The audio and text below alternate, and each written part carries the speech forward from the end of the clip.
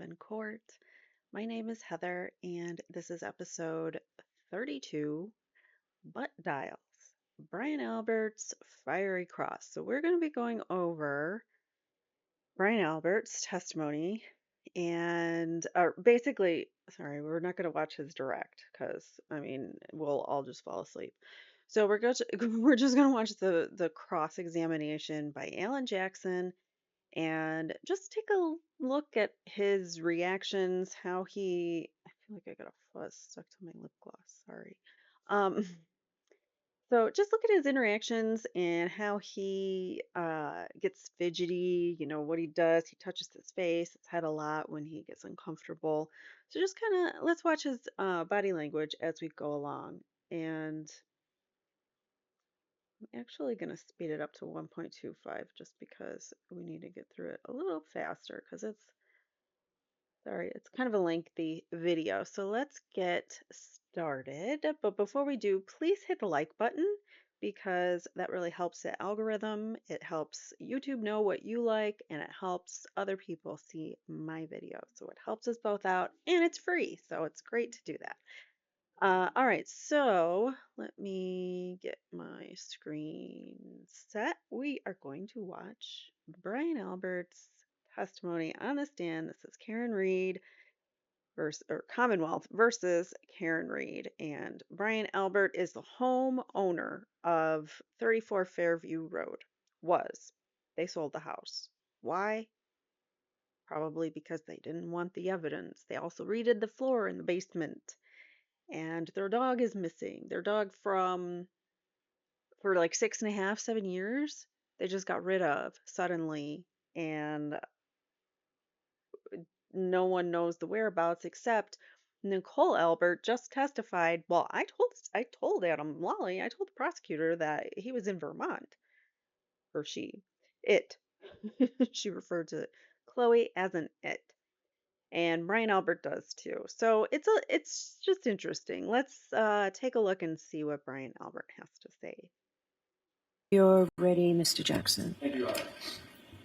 Mr. Albert, this process is not the first time you've testified in the court of law, is it? No. In fact, you were a police officer for either just under or just over 30 years, is that right? Yes. During that time, how many times would you say you testified in a court of law in any capacity? I would say 100, perhaps. So you consider yourself to be an experienced witness? In what aspect? In as far as being a witness as a police officer? You've experienced testifying in a courtroom? Yes. Okay, so you understand the oath? Yes. You understand the gravity of perjury? Yes. When was the last time you spoke? He's a former police officer. Of course, he's testified on the stand about whatever cases he's worked on, but he's never testified that I know of, to my knowledge, as a defendant in a murder case for someone else who is on trial, because it's interesting that we are in a trial to prove that Karen Reed committed a crime, and yet no evidence has been shown to us that any crime was committed on her end or that she was even there when it might have happened, because for all we know, she dropped him off and left. And that is what she says. I know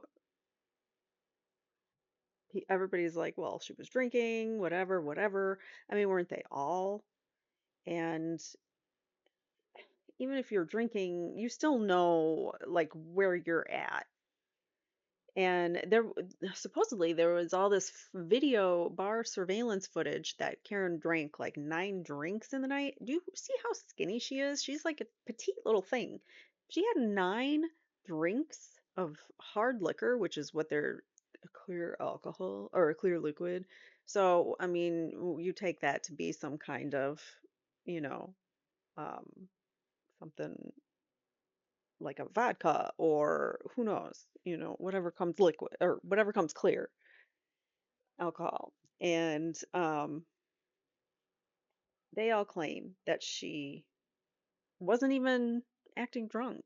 So it's just a mystery. But anyways. To Mr. Lally before Friday when you began testifying?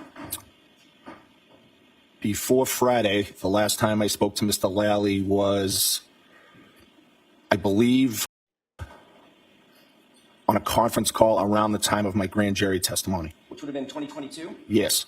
April of 2022? Yes. So you've not spoken with Mr. Lally since that time? I don't remember speaking with Mr. Lally since that time, no. What about anybody else from the district attorney's office? No. Have you gone over the facts, or what you believe to be the facts of your testimony with anybody before you testified on Friday, not including any lawyer that you may have? No. Did you discuss any questions that you may be asked on direct examination, or questions that you may be posed on cross-examination with any member of the district attorney's office? No. Were you told about any exhibits or documents that you might be shown? Just in the prep, I believe I was shown a video of the waterfall bar. And that was back in April of 2022? No, that was for the prep for this trial. With whom did you prep? Mr. Lally. I'm confused. I thought you said you had not spoken with Mr. Lally since April of 2022. Except for the prep for this trial, I had not. Okay, that was my question, Mr. Albert. Okay, I misunderstood your question. I apologize. Did you prep for this trial with Mr. Lally? Yes. When? Approximately a few weeks ago. Okay, Mr. Albert.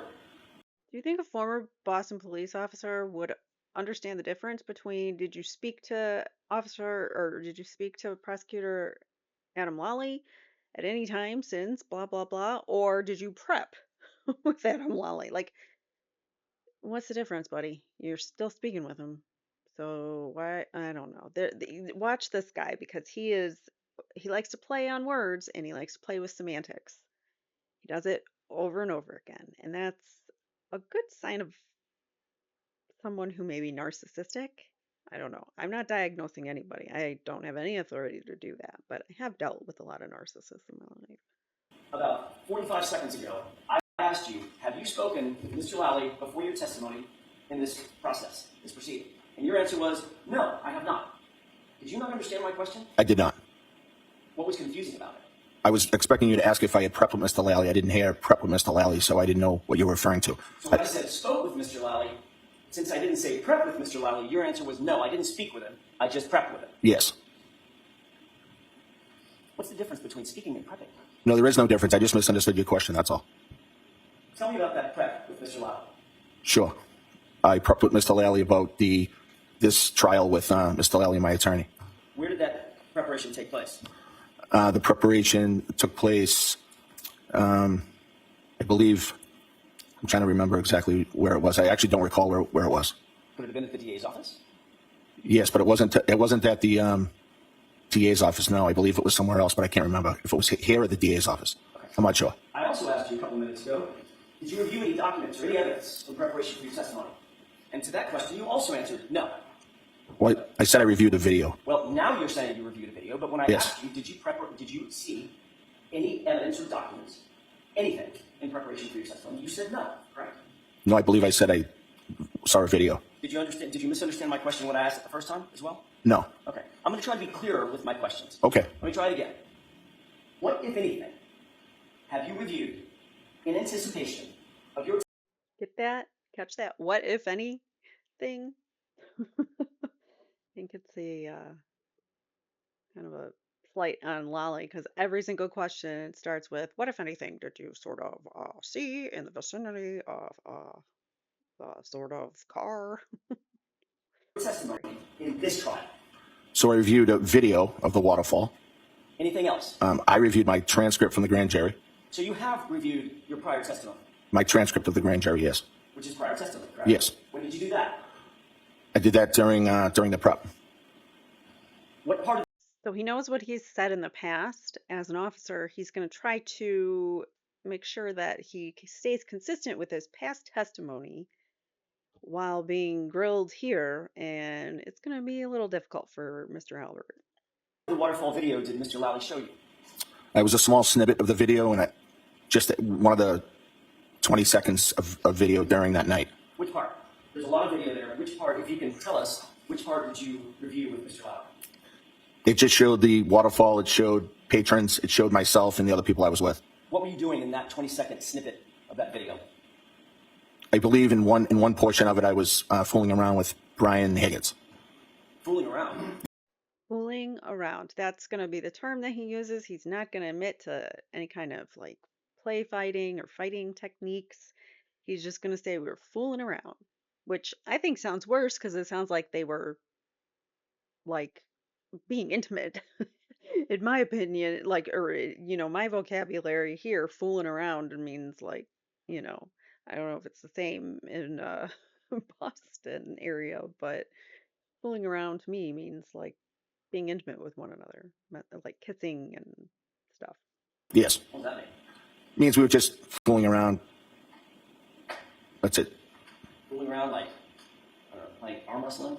No, I don't think we were arm wrestling. I think we were just pushing each other, fooling around. Oh, so play fight. I don't think I would call it play fighting. No, I was just. Remember seeing part of the video where you took a fighting stance sort of like this? I actually don't remember that part. No. No. Remember part of the video where Brian Higgins took a fighting stance sort of like this? Maybe, yes. So you approached one another? I don't think I saw that whole video. No. Practicing fighting techniques? I wouldn't call it that. No, No. you can have that. I'm sorry, what was your answer to that, Mr. Albert? No. So what you reviewed with Mr. Lally was the portion of the video where you and Mr. Higgins were somehow fooling around. And how would you describe it? If it's not fighting techniques, how would you describe it? Just joking, being silly, just fooling around. Okay. Joking, being silly. We'll see the video of them play fighting or practicing, their sparring and rear naked chokeholds and whatever MMA moves that they want to practice on one another. They were doing so in the bar. We will see footage of that. Doing what physically? Doing, if you rephrase. Physically. I mean, you could joke with words. Right. Were you just joking with words like a stand-up comedian, or were you doing something physically? No, I think we were pushing each other, fooling around, joking. Okay. Did you ever show him how to throw a punch? Yeah, what? Did you show him how you would throw a punch? I don't remember that, no. Did you squat down, show him how you want to get low when you're either aggressive or defending an aggression? I don't remember that exact pose, no. Did he walk over to you and grab you and act like he was going to drive a knee into your stomach? I'm not sure. At some point, did you flip him around and grab him in a wrestling hold? I may have, I just don't remember it exactly. Do these things sound familiar when you reviewed, as to your review of the video that you saw with Mr. Lally? No, I didn't see all those in the video, Mr. Lally. Did you discuss with Mr. Lally the questions that you might be asked by him on direct examination? Did he go through, here are the topics of conversation that we're going to have? No, not like that. Did he go over with you what he believed the topics of conversation might be on cross-examination by either myself or Mr. Unetti? I believe so, yes. What did he tell you you might be asked? I don't remember exactly what he told me. He said we could be asked about the night at the waterfall. We could be asked about back at the house, things like that. Anything else? Not that I can remember. I want to remind you that Brian Albert was back on the stand after a weekend where he had finished his direct examination with Adam Lally on a Friday afternoon. They decided not to begin cross-examination. So Alan Jackson came in hot, and he came in ready on Monday morning, ready to fire a lot of questions, a lot of difficult questions at Brian Albert. And I think a lot of it does pay off in the end. And I also do want to let you know, guys, that I have in my playlist listings, I have a playlist of the Boston 25 News, their streams of all the Karen Reed trial. There's no like voiceover or anything. So if you ever want to go back to a day and you're looking for it, I have a playlist on my page all in order. So anyways, back to Brian Albert. Is there anything, given your conversation with Mr. Lally, is there anything that you want to change about the testimony that you previously gave under oath in April of 2022? No. The fact that you now reviewed that testimony? No. You stick by that testimony? Yes. Okay. Have you watched any of these proceedings on any platform before your testimony? No. You've never tuned into anything that's live streaming, any of the media coverage? No. I find it highly unlikely that they have not. And we all know for a fact that they listen to Turtle Boy's stuff religiously just to see if their name is mentioned or what he says about them. So we know that's media. That is some form of media that talks about this topic, so he should say yes because we all know he listens to it. By the way, Turtle Boy is now blocked from using YouTube right now for a week, I guess. Something about one of his streams got flagged, probably by a McAlbert, and that's what I'm guessing. And they took him down for a week.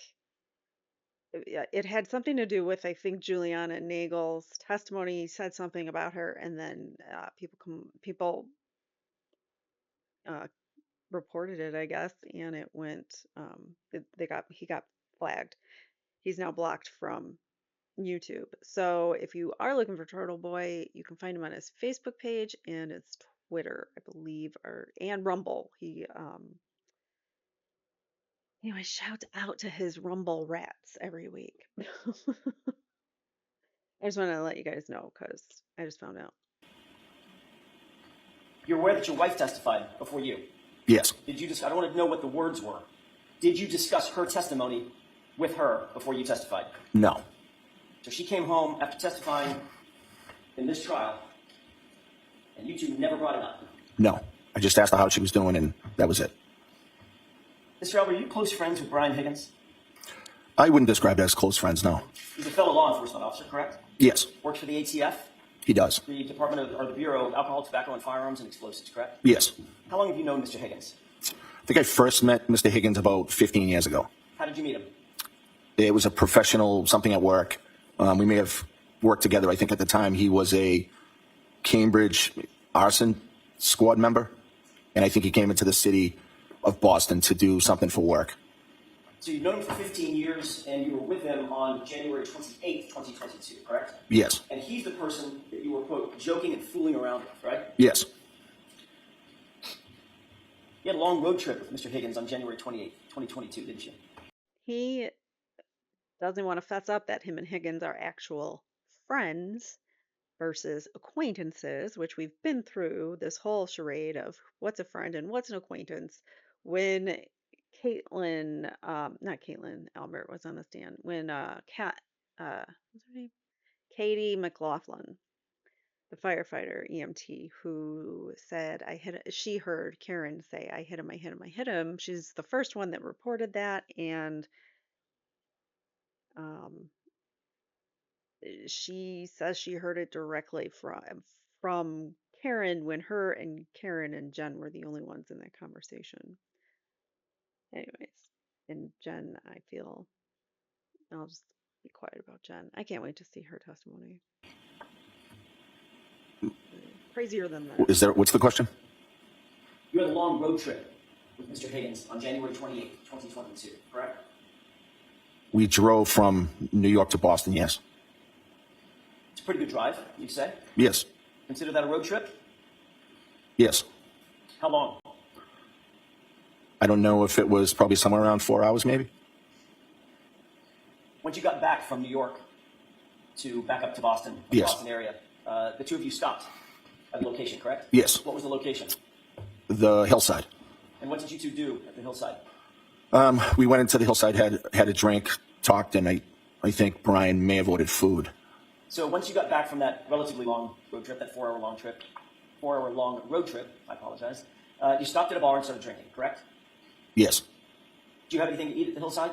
I did not. But Brian did. Brian Higgins did. I left prior to Brian Higgins eating. During the course of that road trip, or at the hillside, did the two of you discuss Karen Reed, my client? No. Did her name ever come up? No. All right, I was double checking his time from New York, to Canton. The fastest route is 3 hours and 53 minutes right now. So it's not really rush hour traffic or anything like that, but it seems like they were coming home in rush hour as well because they didn't get there till later in the evening at the bar. So, or maybe they were waiting for rush hour to end before they left. Not sure. But it was later in the evening that they arrived at the bar because they were the last ones to arrive, I believe. Brian Albert and Brian Higgins. Everyone else was there at that time. And I don't know if John and Karen walked in when they were there. I think they might have. Without telling me anything that they had actually said, did he mention Karen Reed or the topic of Karen Reed? No, never. Did he mention the fact that he had been texting and flirting with Karen Reed 2 weeks prior? No.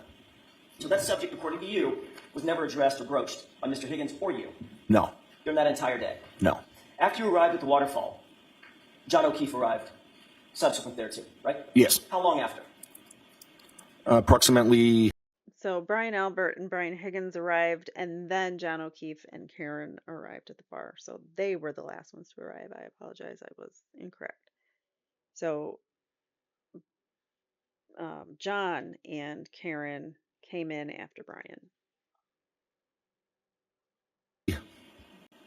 45 minutes, maybe? And Karen Reed was with him, is that right? Yes. Brian Higgins was standing right next to you when she came in, along with John O'Keefe, correct? I'm not sure where people were standing when they arrived. Well, you remember you saw video, correct? I don't believe there's any, I saw video of them walking into waterfall now. Fair enough, but you saw at least a clip, according to you, you saw a clip of that video of you at the waterfall, correct? Yes. You were situated at a high-top table, right? Yes. Your back is sort of to the camera, is that right? I'm not sure of the camera angles. The video that I saw, I was at the high top table, but I'm not sure of all the camera angles of the waterfall. Brian Higgins is the guy with the sweatshirt, with maybe a Harley Davidson emblem on the back or something? I'm not sure what he wore that night. I'm sure he had a sweatshirt on, but I don't know what the emblem was. Okay, he was standing right next to you in the video clip that you saw. Yes. Okay. In other words, that was the video where he was standing right next to you. You two turn to each other and start this play fighting thing. Yes. So if it's that time or sometime around there at the high top, you were in proximity of Brian Higgins when Karen Reed and John O'Keefe came into the bar, correct? I just don't recall the timing of when they came into the bar. All right, Mr. Albert, did Mr. Higgins say anything to you at that time about John O'Keefe arriving with Karen Reed at his side? No. Did Mr. Higgins say anything to you about being upset that Karen Reed had shown up with John O'Keefe? No. Describe your relationship with John O'Keefe, if you would. So I didn't know John that well. I had only met him a few times, but every time I met him, it was cordial, pleasant, and I would consider him to be a co-worker, even though I never really worked with him directly. He seemed like a nice guy. I knew his whole story about the fact that he had taken his niece and nephew after a tragedy in the family, and I had an unbelievable amount of respect for him doing that. But I can't say that we were good friends because I didn't really know him all that well. You were far better friends with Brian Higgins than you were with John O'Keefe. That's fair to say. Yes. On Friday, you were asked whether or not you knew my client, Karen Reed, correct? This meeting a couple days ago, during your direct examination. I believe so, yes. You were also asked the same series of questions at another grand jury not involving the Commonwealth. You remember that in June of 2023? Yes. I want to be clear about this other hearing. That was a non-Commonwealth hearing in front of a grand jury, correct? Yes. All right. Mr. Lally and his colleagues were not there, is that right? Yes. This is a grand jury, but they are not supposed to say grand jury. However, it does slip, and many of them say it multiple times. I think Eliza Little, the attorney Eliza Little, and Brian Albert also. Come here. Oh, needs her blanket. All right. What was I saying? Yeah, I don't remember. I was not there. Mr. Yannetti was not there. Yes. Or Miss Little. Right. Okay. Yeah, so they're talking about a grand jury testimony. So they'll talk about a non-Commonwealth testimony or jury, and that's what they're talking about, the grand jury. There were two. He did. At that June 2023, and I'm going to talk about a couple of dates, so I don't want to be confusing. At that June 2023 non-Commonwealth hearing, you were asked some questions about whether or not you knew Karen Reed before January 28th, 2022. I believe so. Not in question. I believe so, yes. And you testified, before you testified, you were sworn an oath. Yes. Same oath that you swore in this trial, correct? Yes. Swore to tell the truth, the whole truth, and nothing but the truth? Yes. And you knew that you were testifying under penalty of perjury in that hearing as well, correct? Yes. And you testified at that non-Commonwealth grand jury that you, quote, believe Karen was with John the night he came into Hillside. A female that looked similar to Karen from the waterfall came in with him on that night, and I assume that was her, but I can't say for sure. End quote. That was your testimony before that grand jury. Yes.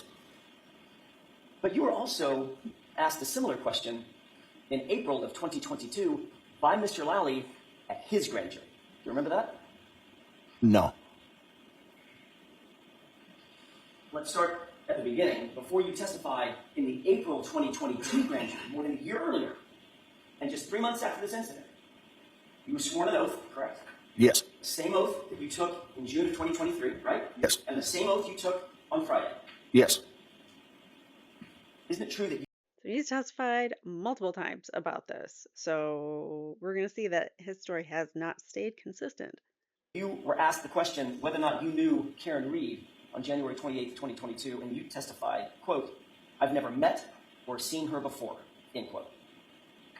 No, I don't recall that. Didn't you indicate that you just testified, I'm sorry, that you reviewed your grand jury testimony in anticipation for this trial? Yes. You read the whole thing, Yes. and you don't recall making that statement?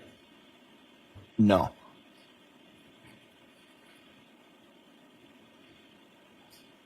May I approach you? Yes, and I'll see counsel at sidebar when you leave that with the witness. Sidebars. Just please. Now he's reviewing it.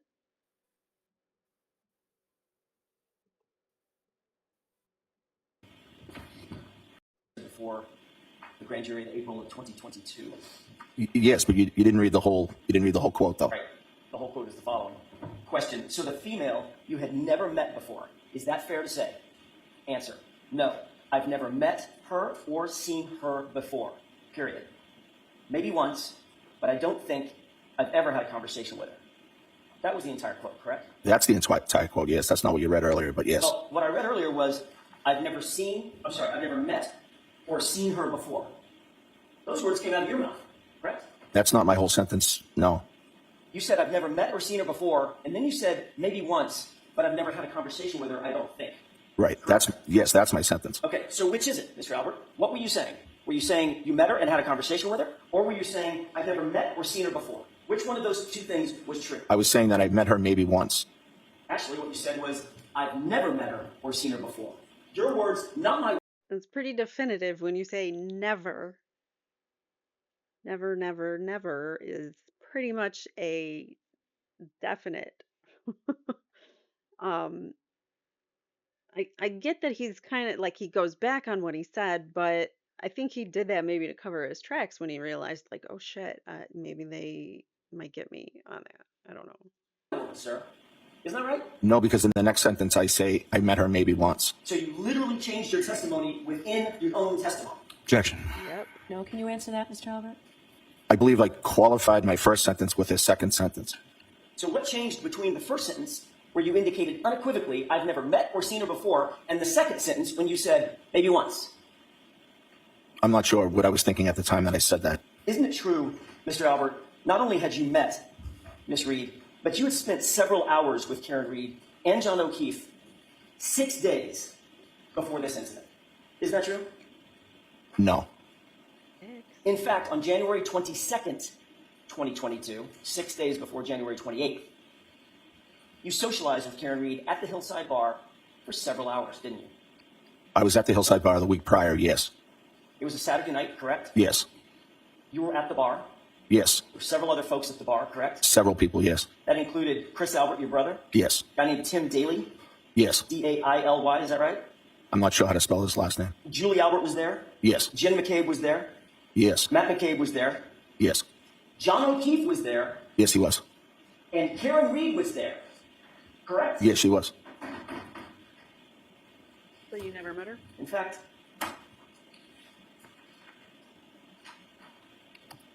Your Honor, Coach, Yes.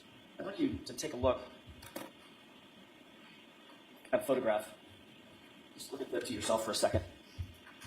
Tell me if you familiarize yourself with it, and then look up when you're ready. Yes. May I approach? Yes.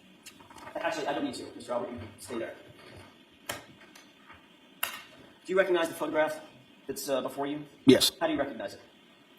Well, I recognize the people within the photograph, and the background of the photograph looks like the hillside. That appeared to be a photograph that was taken on January 22nd, 2022. Yes. You were at the Hillside Bar? Yes. May I publish this, Your Honor? Okay. Is it already in evidence, or It you? is not, Your Honor. I'm sorry. So you put it in evidence first, and then you I publish have it. that marked as next in order, Yes. and then Exhibit 67. Thank you.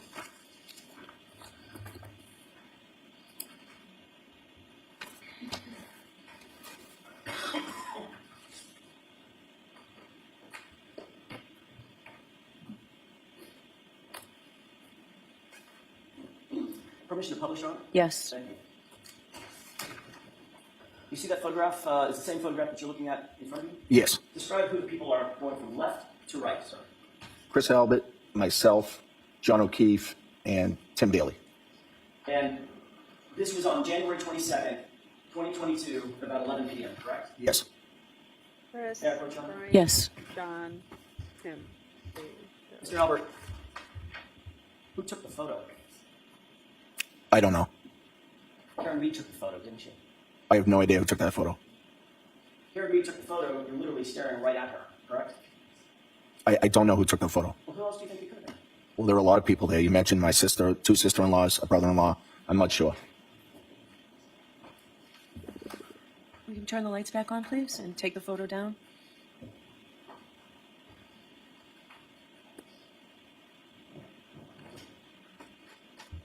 Did you ever see this photo from Jim McCabe? No. Did you ever see it from Julie Albert? No. Chris Albert didn't take it. He's in it. Right. Tim didn't take it. He's in it. Right. You obviously didn't take it. Right. And who's the guy on the far right? Tim. That was Tim. Who's the guy next to Tim? John. Right? So who do you think? Do you still need the photo up? I'm sorry, I thought you were done with it. Do you remember? Yeah, it was John, yeah. Okay. Yes. Baseball cap on, correct? Yes. I don't need it. Okay. So given the fact that you were never shown that photo, you've never seen that photo before today, correct? I saw a photo that was sent to me in Discovery or to my attorney that showed only, I believe, me and John in the picture. Okay. I think it's the same photo, only that's blown up to show everybody. Got it. So given what we now know about that night, and who was there, the fact that John is posing for a photo right next to you, who do you think took the photo, sir? I have no idea who took the photo. Could it have been Karen Reed? Yes, you do. Objection. Sustained. Let's move along from In now, fact, please. you were interacting with Karen Reed and John O'Keefe throughout that evening, correct? I remember having conversations with John that evening. I don't necessarily remember speaking to Karen that evening. Irrespective of whether or not you spoke to her, you obviously saw her there. Yes. You were there with her for a couple of hours. Well, I wasn't there with her for a few hours. I was there with other people. Okay. So without splitting words, splitting hairs, she was there, correct? Yes. John was there. Yes. You were socializing with John. Yes. She was right next to him. Sometimes, perhaps not. Maybe all the times I was talking to him. No. So you were socializing not exclusively with her, Right. but certainly socializing with her 6 days before John O'Keefe ended up dead on your lawn, correct? We were there at the same time. Yes. And yet, when you were asked 3 months later, do you know Karen Reed, or how do you know Karen Reed, the actual question was, so the female you've never met before. Is that fair to say? That was Mr. Lowley's question, and your immediate response was, no, I've never met her or seen her before, correct? Wow. So Lally led him to that, to give him that answer. He posed a leading question to make sure he said, or I don't know what he wanted him to say, but interesting. Huh. That's what you said. That's not my whole response. No. That's what you said immediately upon that question, sir. That's the beginning of my response. Yes. That was the first sentence out of your mouth. Yes. You also testified at the subsequent grand jury in June of 2023. When asked what was your impression of Miss Reed, you said, quote, I honestly didn't really have one. I didn't have any conversation with her. I just kind of saw her from across the table. I didn't really think of it either way. Correct? I don't know what that question is referring to. Is that for the waterfall or is that for Hillside? Hillside. Okay. Yes. All right. So in June of 23, a little over a year later, your testimony significantly changed from no, I've never met or seen her before, to I really didn't have a conversation with her. I saw her across the table. I didn't really think of it either way. Correct? No, I think those are very similar testimonies. When you were asked in the other proceeding, and this is about the waterfall, question, did you talk to Karen Reed at the waterfall that night? You answered unequivocally, I did not. Is that right? Yes. And that's what you told the June grand jury, June of 23, correct? Are you referring to the state grand jury? Or? Yeah, I'm sorry, Okay. that's why I'm using dates. I'm trying to be careful. Right. April. I'm just not clear on what all the dates were. I'll see if I can clarify. Okay. April 2022, state grand jury. June of 2023, a different grand jury. Okay. Okay. When you were asked at the June of 2023 grand jury, did you ever talk with Karen Reed at the waterfall that night? Your answer was, I did not. Correct? Yeah, yes. Okay.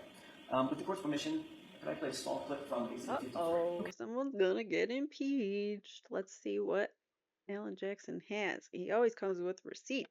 Okay.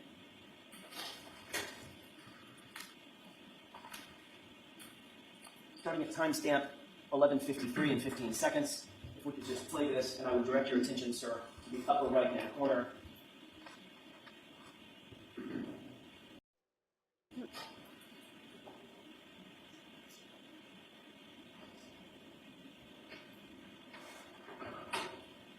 All right, so this is Karen right here. This is Brian, and he's obviously have engaged in a conversation. Let's back that up.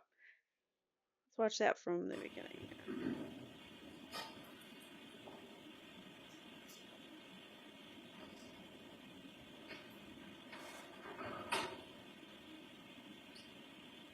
Pause it. Obviously talking to her. Do you recognize the individuals in this clip? Yes.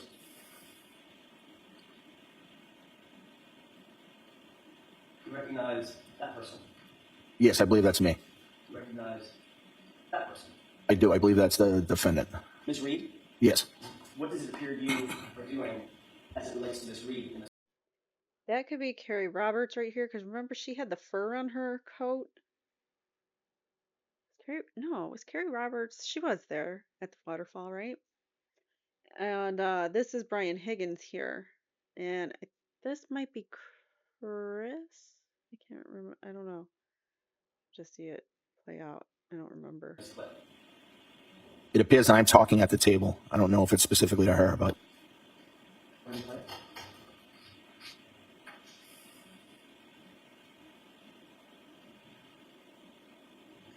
So, did you see the part of the clip starting at 11:53 and 15 seconds, going back about 30 seconds? yes. Okay. Who did it appear you were talking directly to, and who did it appear was answering directly to you? I looked like I was speaking, but I can't say for sure that I was directly talking to the defendant. Even though it looked like you were looking right at her and leaning toward her as she's answering you. I was definitely looking that way. I don't remember the conversation. But he's trying so hard to deny that he was talking to her or that he had talked to her. So how do we believe him, though? I mean, we just saw video footage of him talking right in her direction and she was reacting back. So there's that. The reality is, let me take that down. The reality is, Mr. Albert, you had many conversations with her throughout the night, like you would with anybody else you were socializing with, correct? No. It's not like you ignored her through that evening. No, I think that just the positioning of me on the other side of the table, I didn't have really much contact. There was only one person between you, and that was Mr. Higgins. No, I don't think that was the setup for the whole night. I didn't say the whole night. Right. I'm talking about right then. Right, That's an example. right, what's your question? Rephrase your question, please. Did you or did you not have conversations with Karen Reed that night? I do not recall having conversations with Karen Reed that night at all, no. And that's what you told the grand jury under oath, notwithstanding this video evidence to the contrary. Yes, I don't think that video shows that. I'm going to let that stand. Next question, please. You were interviewed by Michael Proctor on January 29th, the day after this incident, correct? Yes. And that was 6 days after you spent several hours with Karen Reed at this event, correct? 6 days later. Yes.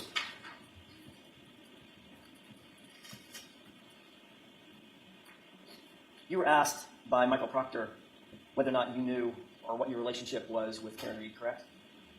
I don't recall if he asked me that. Did you say to Michael Proctor, quote, that you quote, did not know Karen Reed, end quote? I may have, yes. But when you made that statement, you did not know that Ms. Reed had a photograph of you at the Hillside Bar, correct? You didn't know that photo existed, did you? Objection, Your Honor. Sustained. Sir, you were trying to distance yourself from Ms. Reed in your interview with Michael Proctor, weren't you? Objection. Were you? No, I was not. Mr. Albert, you were trying to distance yourself from knowing Ms. Reed in your grand jury testimony with, well, I'll use the date, in your April 2022 grand jury testimony, weren't you? No. You were further trying to distance yourself from Ms. Reed in your June 2023 grand jury testimony as well, correct? No. You thought that it was important to try to deny knowing John O'Keefe and Karen Reed during those interviews and or that testimony. Objection. Sustained. Mr. Albert, you knew that if you admitted having a relationship with John O'Keefe and Karen Reed, you'd have a lot to answer for when Karen Reed's boyfriend ended up dead on your lawn 6 days later, correct? Objection. Sustained. You can ask the question differently. You knew that there would be questions about your relationship with Karen Reed if it were known that you knew her before her boyfriend ended up dead on your lawn 6 days later, correct? There would be questions. Objection. You can ask it a different way. That's sustained. Why? Why is that objectionable? So you lied under oath when you said, I've never met or seen her before, correct? No, because that wasn't my whole statement. The sentence, I've never met or seen her before, is pretty unequivocal, isn't it? That was not the context of my whole sentence. But those are the words that came out of your mouth, right? Initially, and then I remembered that I had met her once. Let me just ask it this way. Sure. Is that sentence true or false? That you had never met or seen her before? True or false? That portion of that sentence is false. Portion of the sentence was false. Let's get this on the record. Did John O'Keefe come into your house at 34 Fairview at any time on January 29th, 2022? Absolutely not. I wished he had. And you're as sure about that? He wishes John had come into his house that night. Interesting. As you are about the statement that you had never met or seen Karen Reed in your life, Objection. correct? Sustained. You can ask it differently, Mr. Jackson. I want to get back to the waterfall. Point taken. Jury understands.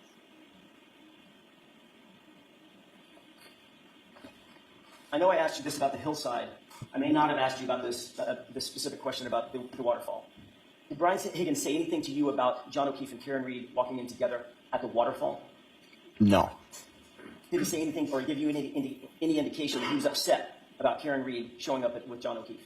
No, he did not. It appeared from your observations that John and Karen were getting along at the waterfall.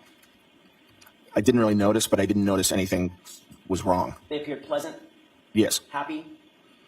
I don't know if they appeared happy. I didn't really notice. They were interacting with others. Yes. You didn't notice any tension, No. no argument, No. no yelling or fighting. Nope. They looked like a normal, happy couple. Yes. Did either of them appear to you? Everyone at the bar said that. So why are we here? No one said that she even looked intoxicated. And they were in a loving, happy mood. Somebody called him lovey-dovey on the stand. You to be completely drunk? I didn't have a ton of interaction with John or Karen that night, so I can't really say, but it didn't appear them that they were drunk, no. You've had an opportunity to review the waterfall video. You did it with Mr. Lally, correct? The only small portion of it. Right, but even in that small portion, and based on your memory, you don't remember that anybody getting stumbling drunk and falling down over stools and things of that nature? No. Okay. They appear to be acting appropriately Yes. and interacting with others appropriately. Yes. People were buying drinks for others, is that right? I'm sure. I don't recall exactly, but I'm sure that was going on, yes. Not that unusual to say, hey, I'll get this round, correct? Yes. Okay. You left the waterfall at 11:58, is that right? Yes, approximately. Who was invited to come over to your house upon leaving the waterfall? Whoever wanted to, really. You'd been drinking since about what time in the evening or in the afternoon? 9-ish? That's when you went to the hillside? Yes. That's when you had your first drink? Yes. And you continued drinking throughout the evening consistently? Yes. Did you believe you were okay to drive? Yes. What kind of car did you have at the time? Ford Edge. Black? Yes. Who rode? Did you drive that car home from the waterfall? Yes. Who rode with you? My wife and my daughter. What other cars? So he had a Ford Edge at the time. It was a work vehicle, so Nicole, his wife, said, but she remembered all the makes and models of all the cars in the driveway except for that Ford Edge. She forgot about that one, and the defense made sure that they got that in there. So she was trying to hide that her husband drove a Ford Edge for work, but he comes right out and says it, apparently, and he's not trying to hide that. But we do know from reporting from Aiden and from Lucky Loughran's interview with the Massachusetts State Police, there was a Ford Edge parked in the same spot where John's body was later found that morning when Brian Lucky Loughran, the plow driver, went past the house for the second time. The first time he went around 2 something, no body there. A little later, he came back for his second sweep, and a Ford Edge was parked there. So that is going to be some interesting testimony when we hear from him, and I just can't wait. So there's a lot of people, a lot of players in this that like everybody's testimony is like so important because it's he said, she said, and it's um taking people's word for it. And you really have to like it is just like David Yannetti said in his opening arguments. It comes down to the cross examinations. Stay here with us, wait for it. We've got the receipts to back up what we're saying, and it comes out in the cross examination when people are not being truthful, because Brian Albert seemed like a pretty good witness when he was just back and forth with Lolly, and Lolly's feeding him all these softball answer or questions, and then you get Alan Jackson to start asking questions, and the room gets a little hot. Everybody gets that seat gets a lot hotter when Alan Jackson's doing the questioning, or anybody on the opposing side. So you really have to see the people's reactions and how they answer the questions, which is why it was so important that they moved to the smaller courthouse, because if we had stayed in the bigger courtroom, half the jury wouldn't be able to see the facial expressions and the tics and the twitches of all of these lying people. Ugh, that's my opinion, and I think a lot of people can probably agree with me after hearing the. Cars were in the driveway when you got there. I don't recall. Brian Higgins' Jeep was in the driveway backing up as we pulled in. So kind of in your way. Yes. In other words, you weren't going to park. You weren't going to park him in. I didn't want to block him in. Right. So you waited until he moved his Jeep out of the way. Yes. And then you pulled in. Yes. Where in the driveway did you pull in? I believe I pulled to the left side of the driveway. You would have been closest to the garage, or was there a car between you and the garage? I would have been closest to the left side walkway. I don't think there was a car in front of me, but I'm not 100%. Mr. Albert, did you move that black Ford Edge at any point that night after you got home? No. Brian Higgins was the first person to actually physically get to the house. He got there before you, correct? Yes. It is alleged that the body was moved in there, potentially, that they pulled the Ford Edge, backed it up into the garage, and loaded him in the trunk from there, and then moved the Ford Edge to the side of the road, and they dropped him off there. It's an allegation, or it's speculation that I've seen online from people talking. There's also the possibility that they walked him up the back of the bulkhead doors, which they have one of those basements where the doors open up like downwards. So they could have taken him out that way and around and dropped him off. It would have been easy access that way too, because the fence, there's a gate, and they could just go right to the front yard, and it ends right there. Like the path ends right there, literally, when you walk out the back door, because there was a video that showed us that during someone's testimony. I think we actually see it in Brian's testimony. Describe his Jeep. He had a Jeep Wrangler. I believe it's white. I think it's white. Any appendage on it? A plow. A snow plow on the front? Yes. It can hydraulically go up and down. Brian, I didn't see it that closely. I'm assuming it can, but I don't know that for sure. After Mr. Higgins moved out of your way, out of the driveway, where did he put that Jeep? I don't know. I don't know where he parked. So you wouldn't have gotten to the house if you left Waterfall at 11:58. You have to get out to your car, get in your car, start it up, drive home, wait for Brian Higgins to move his Jeep, park your car, then get into the house. That's a fair assessment of the mechanism of you getting home that night, correct? Yes. You wouldn't have gotten into the house until, what, 12:15?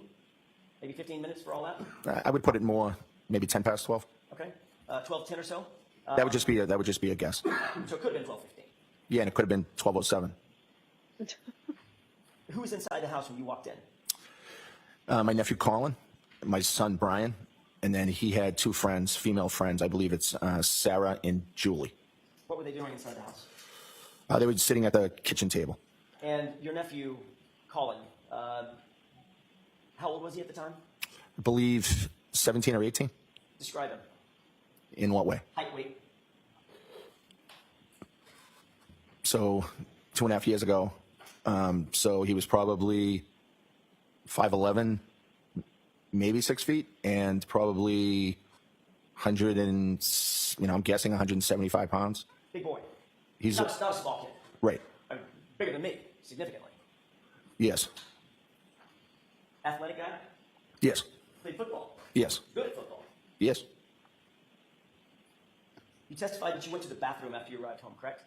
Yes. After saying hi to everybody, I went to the bathroom. Was that upstairs or downstairs?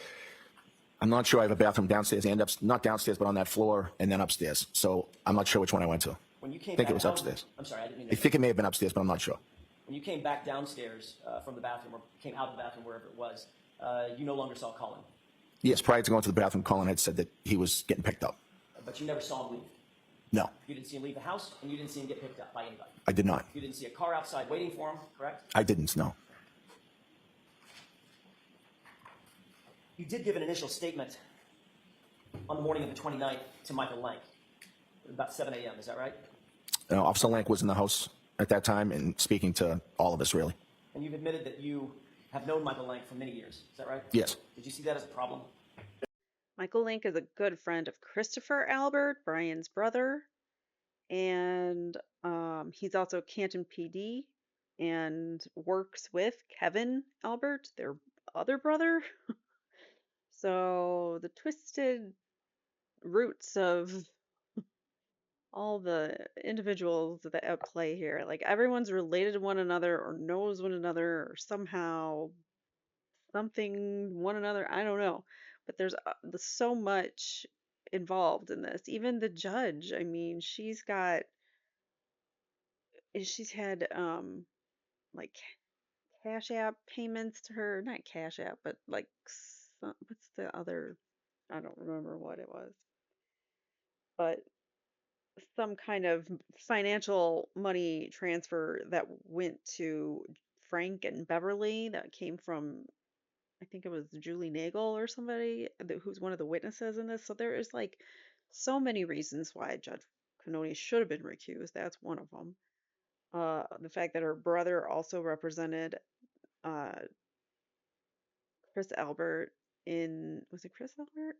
There's also a Tim Albert. I think he might have had representation. I don't know. There's so many Alberts. So it gets all convoluted. In what way? Conflict of interest? Objection, Your Honor. I'll let him have it. So Michael Link is like a good childhood friend of Christopher Albert, Chris Albert, and he also went and got into a brawl with someone over Chris Albert having a fight with these people. It was the Lapalato brothers or Lapalito, whatever it is, Lapalato brothers, I think. And I think that's the pronunciation, anyways. They had an encounter with Chris Albert. Chris Albert then sent Michael Link at them, and Michael Link had been drinking. They both had been drinking. And when he gets to them, he gets into a violent, like a physical altercation with one of the suspects. He bit one of them, and no charges were ever filed against the two brothers. So if they would have, but of course Michael Lang said that they started it or whatever. But if you are charged, they later got charged, by the way, with whatever assaulting a police officer or whatever the charges were, but they were later charged for it, and they got dropped. It was BS because Michael Link was drunk and punching, biting, being inappropriate. So these are just the types of people that we know we're dealing with here. So what would, I mean, I wouldn't put it past them if they do that, that they might cover up a little bit of something that's a little shady for the family. I don't know. Just saying.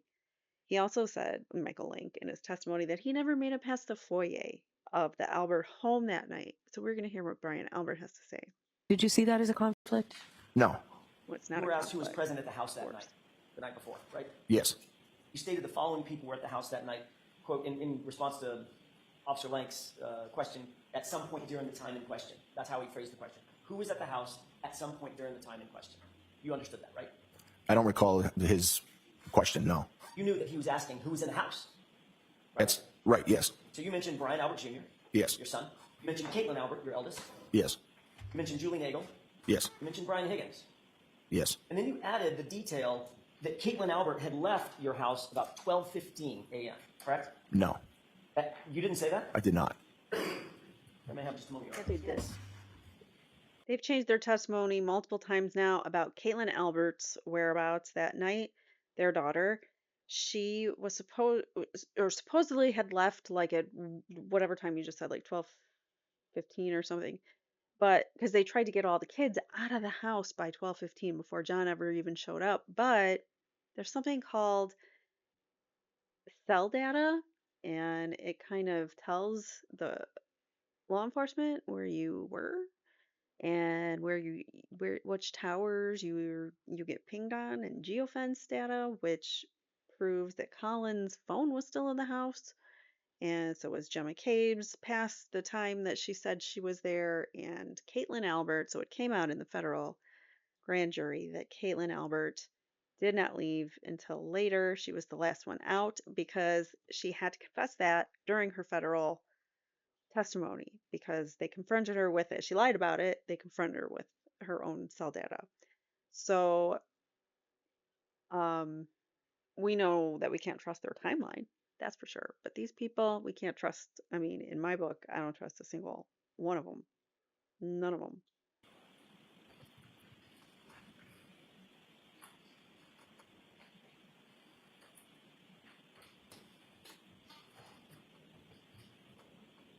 Hi, Lolly. Lollygagging. Yes. Oh, wait, no, that's. We got Jack. Sorry. Not Lolly. Oh, we're going to go for a break, I think. So you don't have to sit and read the entire thing. There's a, right at the top of this Oh, no. post-it, there's a word that says next. If you would read that area, that next few sentences, let me know when you're finished.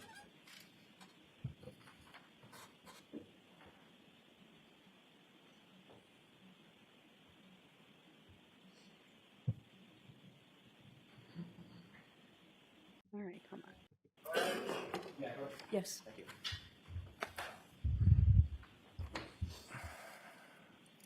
Mr. Albert, did you have an opportunity to review that portion of a report? I did. Did that refresh your recollection about conversations you had along with your wife with Officer Lank? Yes. Isn't it true that Officer Lank asked you and your wife who else was in the house that night aside from the names already mentioned? And the names mentioned were Brian Albert Jr., Caitlin Albert, Julie Nagel, and Brian Higgins, quote, who was a friend of Brian Albert Sr., end quote. Is that right? That's what the report says, yes. And then the report goes on to say, they advised me that their daughter Caitlin left the house around 12:15 a.m. when she was picked up by her boyfriend, Tristan Morris. Right? That's what the report says, yes. And that's all convoluted. Tristan Morris was supposed to be plowing that night or on call for plowing that night. He knew he was going to have to get up early and go do his shift or whatever, so he went back from the waterfall. Supposedly, he went there to go back to their apartment or their home, wherever it's in Easton. I don't know, it's like a 20-minute drive or something. And so they were apparently, the plan apparently was that he was going home to get a few hours of sleep so that he could go out fresh and do his plow job. And Caitlin Albert, their daughter, Nicole and Brian Albert's daughter, she stayed with them that night, or that was the plan. She was most likely going to stay with them overnight during this blizzard. That's what I assume. Because I think that's what originally the plan was, but then Tristan came and picked her up later. And it was stated 12:15 or whatever, but it actually wasn't until like 2:30 based on her phone data. So that's what this is all about. I'm sorry for all the long explanations. If you're new to this case, it's probably so convoluted to you, and I really recommend that you go back to episode 1 and try to get yourself situated, but 'cause there was just so much. Um, but I appreciate you being here and watching with me, and this is fun for me. I'm also really excited because I got a new computer to stream on because my other computer was not doing so well, and every time I streamed, it was just wanting to crash and whatnot. So hopefully, going forward, we have better streams. I'm also able to pause now. I'm using a different streaming platform, which I like a lot better, and I have the function to pause, so I can pause when my dogs need potty breaks and things like that. Which, oops, I should have said that so loud.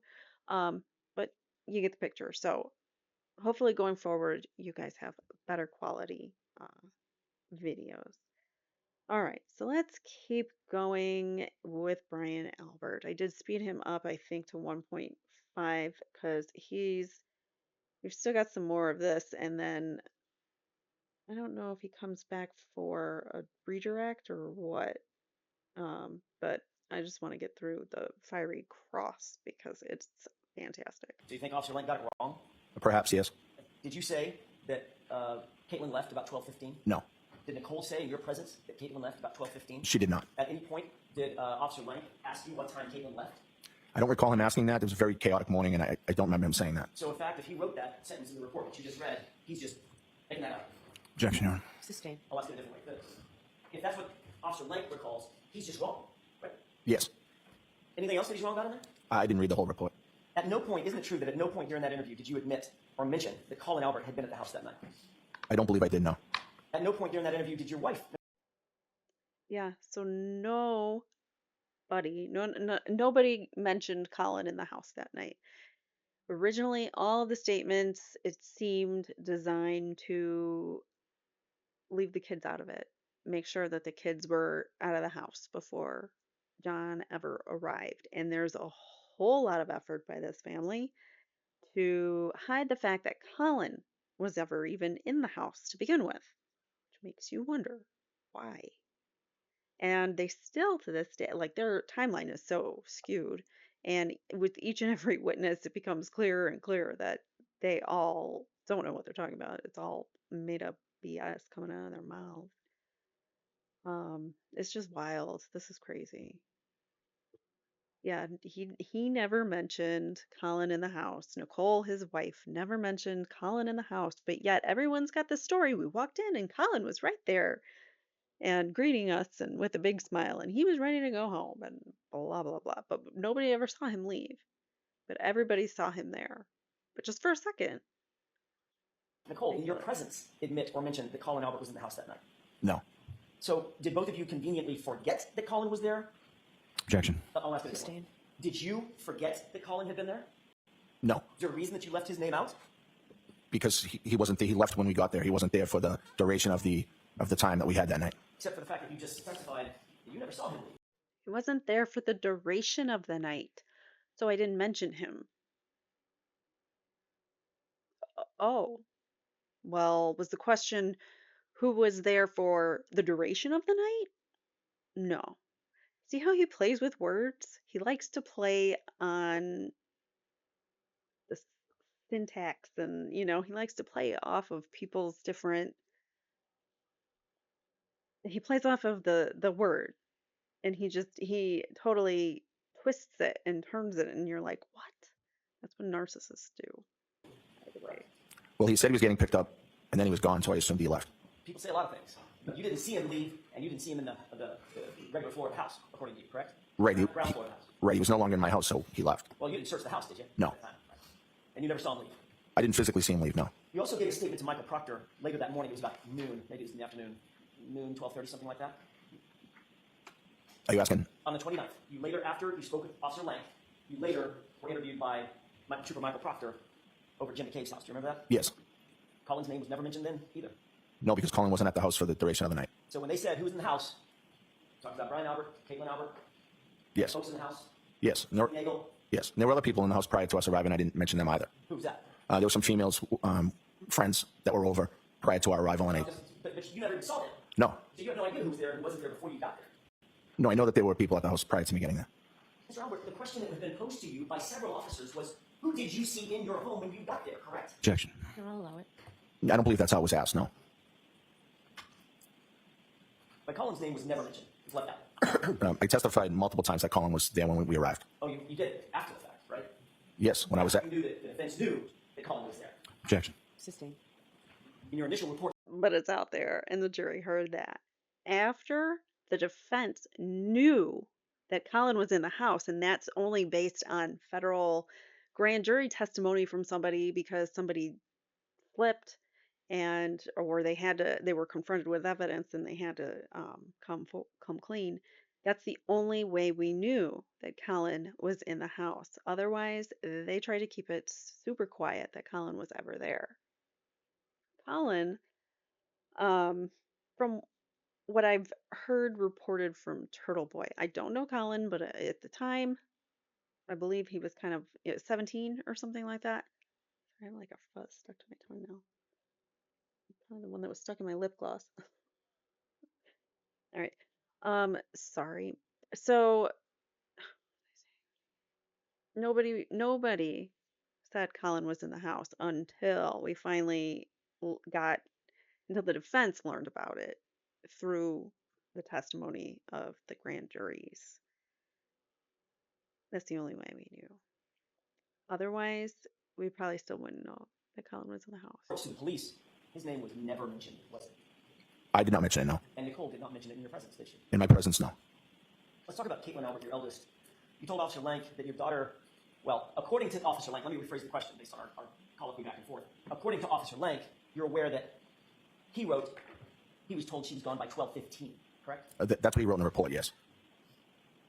If Caitlin was gone by 12:15, she would not have been there when John and Karen arrived to the house, correct? Because they didn't arrive for 15 minutes later. But she was at the house, so that would be hypothetical. Okay, so, fine. Hypotheticals. Yeah, John and Karen, we believe, showed up between like about 12:20, 12:30 based on geofence data. And when his phone started to ping in that area near the home.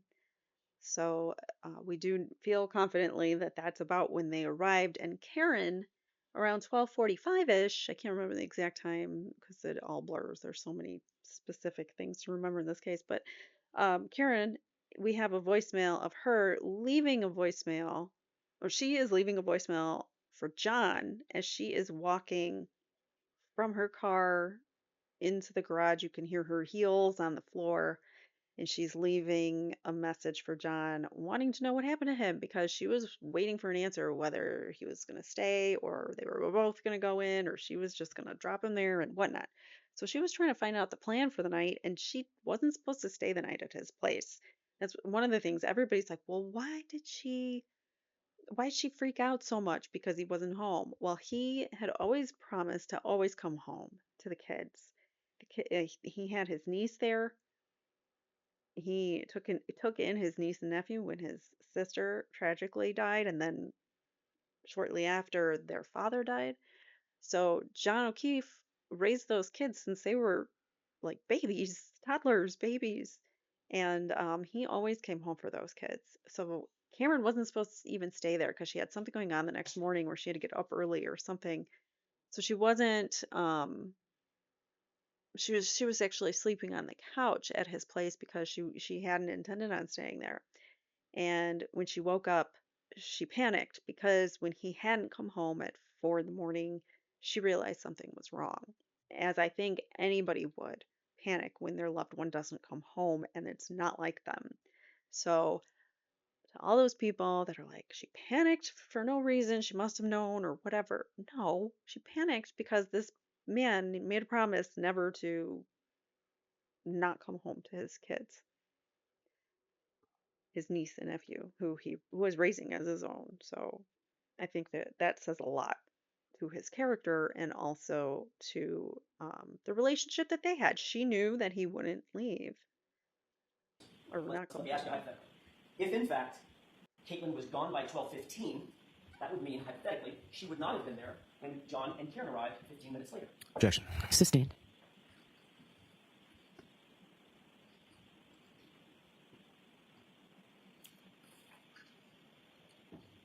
When you were interviewed by Officer Lank that morning, other people were in the room, not just you and Officer Lank, correct? Yes, I wouldn't consider that morning to be an interview with Officer Lang. More of a conversation. Yes. During that conversation, Nicole was there. Yes. She was in earshot. Yes. When she was involved in the conversation, you were within earshot. Yes. Brian Jr. would have been within earshot. Brian Jr. wasn't downstairs most of that morning, so he may not have been. But he was there for part of the thing. Yeah, but I'm not sure that he was there at the time. Officer Lank was asking questions. The fact of the matter is, notwithstanding what Officer Lank wrote that you said about Caitlin leaving at 12:15, she did not leave at 12:15. Isn't that right? She did not know. As a matter of fact, in truth, except for the people who lived there, Caitlin was the very last person to leave that location that morning, correct? I believe so, yes. And she's admitted that she did not leave until nearly 2 a.m., 1:45, correct? Objection. Sustained. You're aware that she did not leave until 1:45 or thereafter. Is that right? I believe that's around the time, yes. Were you trying to cover for Caitlin so your daughter would not be wrapped up in this investigation? No. But as a reminder, when you were spoken to by the first two officers who discussed who was in the house, you never mentioned Colin was even there, correct? Objection. We've gone over that. Next question, please. Sustained. If Colin was gone, just like Caitlin was gone, that would eliminate them from ever being at the house at the same time as John O'Keefe and Karen Beaver, right? Objection. Sustained. Why is she sustaining all On January this? 29th, about 11:30 or 12, we talked about the fact that you were interviewed by Michael Proctor at Jim McCabe's house, correct? Yes. You knew at the time that the state police were looking to interview Jennifer McCabe about her understanding of what had happened the night before. Objection. Sustained. You were notified that the state police were going to interview Jen McCabe. Objection. I'll allow it. Were you notified that? No. You knew the subject matter of an interview with Jen McCabe. Didn't sound like he knew how to answer that one. So I don't know if I believe that. He really hesitated there. Was going to happen over the subject matter of the night before was going to happen over Jen McCabe's house. That's why you went there, right? Objection. No. I'll allow it. No. Isn't it true that you knew you had been notified, or at least you believed that an interview with Jen McCabe as part of an official police investigation was going to occur at her house? Yes. You were not asked by the police to join her, correct? No. You had no official reason to be at Jen McCabe's house, correct? I don't know what you mean by official reason. You were not working the investigation yourself. No. You were a witness, correct? Right. So you had no official reason to be at Jen McCabe's house during an interview with Jen McCabe. Objection. No, I'll allow it. No. So Get that? You guys understand that? Ryan Albert, the Boston police officer who just had an unconscious man show up on his lawn, decides to go over to his sister-in-law's house for her interview with Massachusetts State Police to hover and potentially influence or um, protect certain things from coming out in these conversations. Maybe he's trying to steer the narrative a little bit here. but before she gave her statement, you made sure that you were right there to monitor that interview. I was trying to get to the end, but my dog's starting to whine. So I'm going to pause, but I'll be right back for you.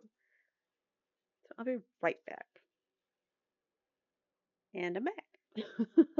All right, that was really awesome that I was able to pause. So I've been wishing for a pause button, and then when I downloaded this other thing, I was really excited. I'll be excited on my own. I don't mean to disrupt. Let's go. And exactly what was said, correct? Objection. Sustained. Were you in her house when Jen McCabe was interviewed by Michael Proctor? Her house, yes. You had gone to her house, correct? I did. You went there before she gave the interview. Yes. So you were there in her house during the entirety of her interview, correct? I believe so, yes. And importantly, Jen McCabe knew you were in her house during that interview, correct? I assume she knew, yes. I mean, you're in her house after all. Yes. Could that be considered witness intimidation? Actual witness intimidation, like, oh, say charges that Turtle Boy is facing, except this would be real witness intimidation by being in there. And he's a big presence, like he's a big guy. He's built. He does this MMA fighting. I mean, he comes in there with this like jacket, suit and tie. It makes him look completely different than what he portrays himself as outside of the courtroom. He's kind of, I mean, for lack of a better term, he's kind of a meathead, like into fighting, boxing, MMA, like that's what he is into. And there's nothing wrong with that. But when you end up ending the life of a fellow officer and leave him on your front lawn, then there's a little bit of a problem.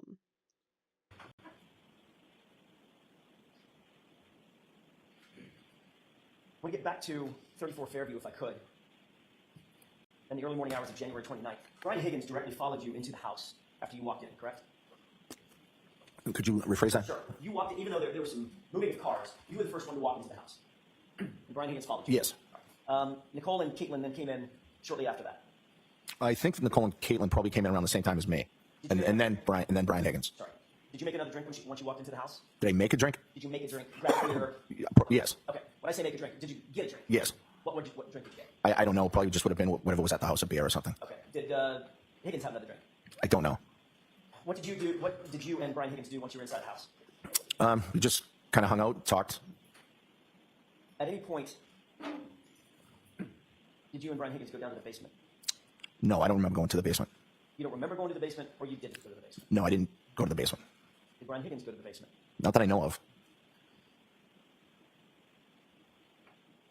And you didn't go upstairs to the second floor, did you? I think I did go upstairs, yes. Isn't it true that Brian Higgins has never been upstairs in your house? Prior to that night? Ever. Including that night, specifically. I don't think that's true, no. You owned a dog at the time, correct? Yes. The German Shepherd named Chloe. Yes. Mix. Describe that dog as being not great with strangers, isn't that true? I did describe it that way, yes. You testified that, quote, it started barking because it realized that people were downstairs, end quote, right? Yes. Chloe had a penchant for barking when she heard people, correct? No, not necessarily. She did that night. Yeah, I think she wanted to use the bathroom. Well, that's not what you said in your testimony. You said, Shepherds are very protective, very territorial. I have two. They bark at everything, especially dogs and people. And if there were people outside, like causing a commotion or being loud, my dogs definitely bark. If someone closes a door outside, like a car door, they hear it and they bark. They think that someone's close by. So, yeah, my dogs are very barky, if that's a word. But the screen keeps flickering and it's driving me crazy. Hey. All right. Yeah, I mean, for a German Shepherd to not react, I mean, you can train your dogs not to bark, but Shepherds are very territorial and they're very loyal. So they're protecting their family and their spot, their kin, their people. it started barking because it realized there were people downstairs, right? Right. So your German Shepherd, probably a decent dog, guard dog, if she heard commotion and people, she would bark. Objection. Sustained. You can ask it differently. Obviously, if Chloe hears commotion and people, she's apt to bark. That's the only question. No. So just that night, out of nowhere, first time ever, Chloe starts barking when people walk into the house. No, it's not the first time ever, but she didn't bark often. Okay, but she did bark that night, right? Yes. And the reason that you gave under oath for why she started barking was because there were people downstairs milling about, right? Yes. So in that instance, on January 29th, in the early morning hours, she was barking because she heard people. Well, I can't say why she was barking. Well, you did say why she was barking. I let her out to use the bathroom, so I think that's probably why. Except your testimony was it started barking because it realized there were people downstairs. Those are your words, Mr. Albert. Right. Okay. Do you stand by those? Yes. Okay. You ultimately did let Chloe out to go to the bathroom. So why was the dog kept upstairs? Does anybody know? Was she that bad with strangers that they kept her upstairs? I mean, didn't Nicole say she had the run of the house? Or am I imagining that? But yet they keep her locked upstairs in the bedroom? It almost seems that way, right? Like they brought her down. She didn't know, like she was barking because there were people that arrived downstairs, so she didn't see them arrive. She heard them after the fact. So it almost seems like Chloe is left up, like locked up in a bedroom. Does that mean they lock her in the bedroom because she doesn't like people and she's aggressive and they just keep her away from people? That's what I take from that. I don't know. Correct? What Yes. do you guys think? And then you allowed her to stay downstairs and you monitored her with the others who were in the house. Isn't that right? Yes. As a matter of fact, you testified in that state grand jury, the same April grand jury, April of 2022. So I let it go out to the bathroom. I let it back in. I kind of monitored it a little because we usually don't have people over the house, and the dog's not great with strangers, period. So I was just making sure that the dog was all right with the people that were over, end quote, correct? Yes. So in fact, you did keep Chloe downstairs, at least for a period of time, with people that were over, right? Yes, for a few minutes, I think. Mr. Albert, after you learned that there were questions being raised about John's injuries and dog bites and scratches, in May of 2022, you got rid of that dog, did you not? Objection. Sustained. You can ask it differently. At some point, your family got rid of Chloe. Chloe was rehomed in May And we can use 2020. whatever words we want to. Rehomed, rehoused, whatever. But you got rid of her. She's no longer part of the Albert family, right? Objection. Right. When did you get rid of her? So Chloe was rehomed in, I believe, May Of 2022. of 2022. Just months after the incident that we're discussing. Well, after it was involved, she was involved in a dog fight with another dog out front. Right, but that's also after the incident that Yes. we're discussing. Yes, May. That's a family 4 pet that you had months for 6 years or 7 years. Approximately 6 or 7 years. I'm not Your sure. explanation just now for having gotten rid of that dog is because it bit another dog and ultimately sent 2 women to the hospital, correct? I believe 2 women went to the hospital. Yes. But you took no action to get rid of Chloe until after you knew that serious questions were being raised about John O'Keefe's, Objection. correct? Sustain. At some point you did realize I think he was going to say about John O'Keefe's injuries. They got rid of Chloe after public talk was that John's injuries were not sustained from a vehicle, but possibly a dog attack, an animal attack. When the autopsy photos were revealed, we could see that clearly, a car didn't do those marks, those scratch marks. there were questions being raised about John O'Keefe's injuries on his arm, correct? Objection. You allow that. Did you realize that? I heard some talk about it, yes. As of January of 2022, John O'Keefe had never been in your house, had he? John O'Keefe was never in my house before or after that date. Certainly John O'Keefe, you would agree with me, he would count, were he in your house, he would count as a stranger to Chloe. Never met him. Hypothetically, yes. I want to ask a couple of questions about your house. That I've always wondered about. If he just walked in the house thinking like, oh, I could just walk in, like maybe Jen McCabe said, just come to the back door or whatever, and he walks in and he gets immediately attacked by a dog. But then that doesn't explain the bruising on the face, and unless he just fell backwards and it was totally a freak accident, he cut his head open and that was that. But then why not tell us that? Like, why not come out and say that was the accident? I guess because they'd still be liable because it was their dog. I don't know. But then why get rid of Colin from the house, from all your testimony saying that Colin was there? So it seems to me, my personal take, and you guys can disagree or whatever. I think either he walked in. Whoops. I know there's multiple bedrooms. Are all the bedrooms I think either he walked in and got attacked by the dog because the dog wasn't expecting him to come in and he scared the dog and it's the dog's house. So it was a freak accident. The dog attacked and either he fell backwards or something ensued after that. Maybe Colin got involved in it because he was trying to get the dog off. I don't know. So that's giving them the benefit of the doubt version. My other version is that he walked in, Colin, who wasn't expecting to see this man whose lawn he's not supposed to go on or throw beer bottles on or whatever, and he has this animus towards. All of a sudden, he's in his Uncle Brian's house. He walks in the door. So, and they've all been drinking. Colin, we were told he just came to stop by and leave, but I don't believe that for a second. I'm sure Colin was drinking too, even though he's a minor.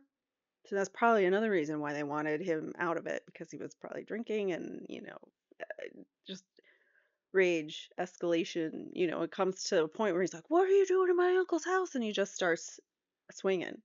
That's kind of what I think. Like, hey, I'm MFer, what are you doing here? Like, this is my uncle's house and I don't, whatever. Some words were exchanged, and I think the hotheads of the house, which I think are like Brian Albert and possibly Brian Higgins and Colin Albert, I think that they may have attacked. I don't think that it was necessarily planned, but maybe it just happened. Like Colin jumped in and then the other two male adults jumped in to protect Colin. I don't know. But that's kind of where I'm thinking, and I think it happened really fast because we know from the cell phone data he gets there around 12:20, 12:30, and then there's no activity other than, a few flights of stairs and then nothing. So I really think that it happened super fast, whatever it was. So those are and there's also rumors that like a dumbbell hit him in the back of the head, which is also a really good possibility. They had like a weight bench or something down there. He could have fallen and hit his head on the weight bench. He could have, been struck in the back of the head with weight. We don't know. We don't know because they didn't investigate the home of Brian Albert. They took Jen McCabe's word for everything and never questioned the Alberts, really. I mean, they were interviewed, but not not the way that they should have been. They should have been treated as suspects originally. Bedrooms on the top floor. Sorry for that whole spiel. I wanted to get that out. I feel like we're at that point in the trial that I have enough, and I've gone through all the evidence that has been public. That's kind of where I'm leaning at this point in time. Something could totally change my mind, but that's what I'm thinking at this point. Yes. A lot of Okay. people How many agree. bedrooms? 5. As we're looking at your house, from the street looking at your house, are your bedroom windows, your and Nicole's bedroom windows, visible from the street? Yes. Which windows would they be? If you were facing the house, they would be far left corner. Upper or lower? Upper. Upper left corner. Yes. How many windows? 3 or 2 service that bedroom? 2. Your Honor, with the court's permission, could I display Exhibit 66? Okay. I'm not making fun. I love the Boston accent, the Massachusetts accent. I'm loving it. I'm in Chicago. I root for the Bears, like I like the accent. I really dig it. Sorry. I'm not making fun. I enjoy listening to this trial immensely with the sidebar. Do you see what is displayed on that television? Yes. What does that appear to be to you? The house at 34 Fairview Road. Okay. Understanding this is a graphic representation, not a photograph. Do you see the windows that you just described servicing your bedroom on that graphic? Yes. Are they right there? Yes. Okay. Upper left, 2 windows, correct? Yes. And those overlook what part of the lawn? The front lawn. Okay. Front lawn toward the left side of the house, not toward the driveway, correct? Right. I mean, it's the whole front lawn, but yeah. Right. So they're toward the left side of the house. The windows are, yes. I think you asked about the view. Right. So the view's the whole front yard. I'm just trying to make the record, the spoken record, as clear as possible. Right. They're on the left side of the house. Yes. They directly overlook this portion of the lawn, the left side of the lawn. Yes. Furthest from the driveway. Yes. We can take that down. Where's your bed, or where was your bed inside that room, as relates to the windows? I'm just trying to think of how to describe it. So the bed would be in the middle of the bedroom. Okay. It's a bad question on my part because we haven't done that. Let's do it this way. How many feet from the windows would the closest part of your bed be to those windows? Maybe 5 feet? 6 feet? You indicated that Nicole came to bed about 2 o'clock in the morning. Yes. Where was the dog? The dog was in my room. And she was sleeping on a mat in your room. Yes. And that mat is also about 6 feet from the windows. Yes. 6 feet being from me to Miss Little, maybe this far? Could be, yes. Maybe a little further, but yes. Maybe this far? Maybe.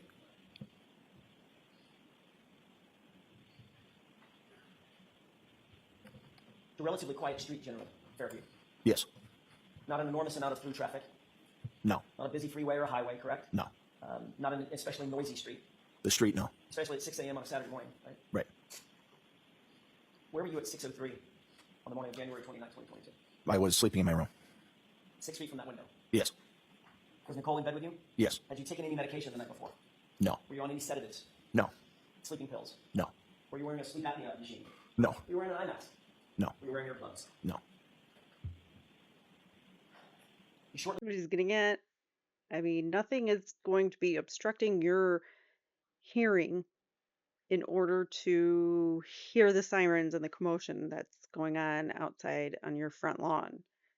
There's nothing preventing them from being able to hear those things. And the dog, who's a few feet away from the front lawn. thereafter became aware that 6 emergency vehicles, including a fire engine, police cruisers, and unmarked police vehicles, a civilian SUV, were all parked in front of your house that morning, correct? I'm not aware of what type of vehicles were parked there, no. You seen photographs since this incident? Of the vehicles out front? Right. No. Are you aware that all of those vehicles had their engines running? No. Are you aware that all the emergency vehicles at least had their lights on, flashing lights? No. Were you aware that there were other first responders outside their vehicles traipsing around your lawn? Was I aware? Were you aware at the time? No. Were you aware that there were emergency responders, first responders, who were talking to each other over the din of the wind and the snow What? to communicate with each other? No. Were you aware that there were 3 women on your lawn at one point? Just only after the fact. And at least one of those women was screaming to the top of her lungs at 6:03? No. Again, your German Shepherd was 6 feet from the window, correct? I don't know that for sure. That's where Matt was. Well, that doesn't mean that's where she always is. She also sleeps in the closet area sometimes. Oh, so now Chloe's in the closet. I didn't say she was in the closet. I said she sleeps in the closet area sometimes. Was she sleeping in the closet area that morning? I don't remember. Likelihood is she's sleeping on that mat 5 or 6 feet from that window, correct? Objection. I don't know. System. And your explanation, and by the way, we've already talked about this. Earlier that day, you already indicated she was barking because she heard people and noises downstairs when you guys came in the house. Yes. Okay. And your explanation is that you and Nicole and Chloe, the German Shepherd, all slept through the entirety of that commotion on your front lawn. Yes. To be clear, you are a trained first responder. Yes. Yet during that entire event, after you were awakened, all that chaos on your front lawn, you never came out of your house to assist or investigate in any manner whatsoever, did you, Mr. Albert? Once I was awakened? Correct. No. We've talked about this a little bit, but I want to ask you a couple of other questions about the layout of the house. The house is sitting on top of a basement, correct? Yes. Or was at the time. Describe how you get to the basement from inside the house if you come in the front door. And when I say, I'm sorry to do this, I don't mean to interrupt you. There's 2 front doors that you go in, correct? Yes.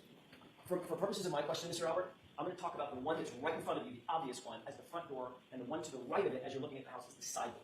Okay? Okay. Because I don't know how else to describe it. If you come in the front door, describe for the jurors, where is the basement door as compared to that? So you walk straight ahead. You pass the kitchen dining room area opening on your right-hand side, and there's a door on the left. How many paces? The door opens. How many paces to walk over and grab that door handle? I'm not sure. Maybe 10?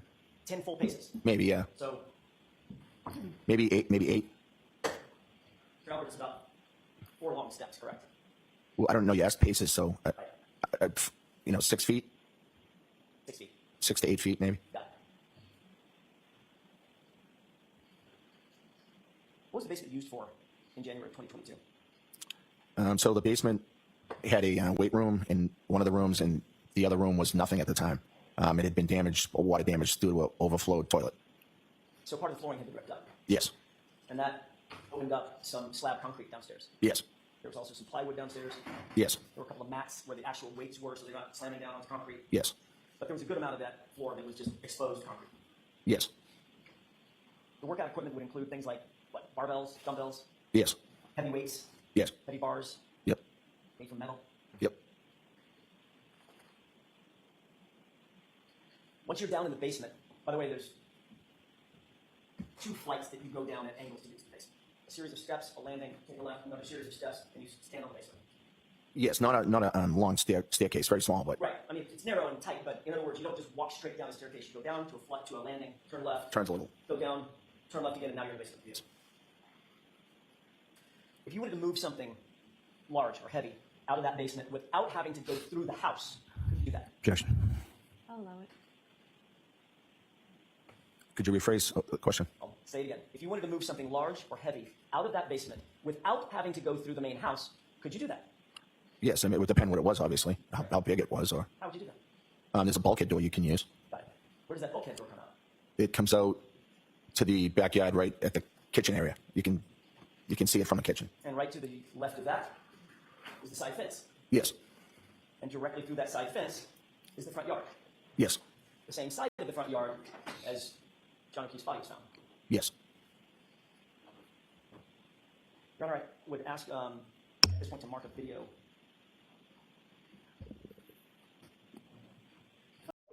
This is the video. We're going to see the bulkhead doors. Please. No, it was. Oh, we're leaving. Never mind. I'm going to put it down. Here. We're going to Basement door, although the bulkhead doors. go back a little bit.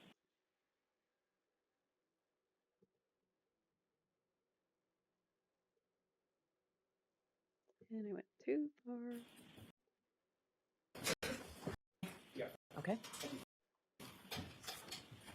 Mr. Albert, did you speak with anybody at the break? Just my attorney. May I approach? Yes. Okay. This is so weird. So you're not supposed, when you're still, under oath, you are not supposed to talk to anyone when you're on the stand. And if there's a break or whatever, you're not supposed to talk to anybody. You're not supposed to engage in conversation regarding this case with anybody. You can't talk about your testimony, all that. So for him to go and talk to his lawyer, it's just odd. And wait till you hear what he talked to his lawyer about. Oh, and he talked to Lolly, I think, too. But anyways, here. Mr. Albert, if you could please tell me if you recognize what's depicted in that photograph. Yes, it's the bulkhead stairway. Is that the stairway that you earlier described for the jurors as servicing the basement going into the backyard? Yes. May I approach? Yes. I would have to have this marked as next in order. Hang on, you jump. Exhibit 16. Thank you.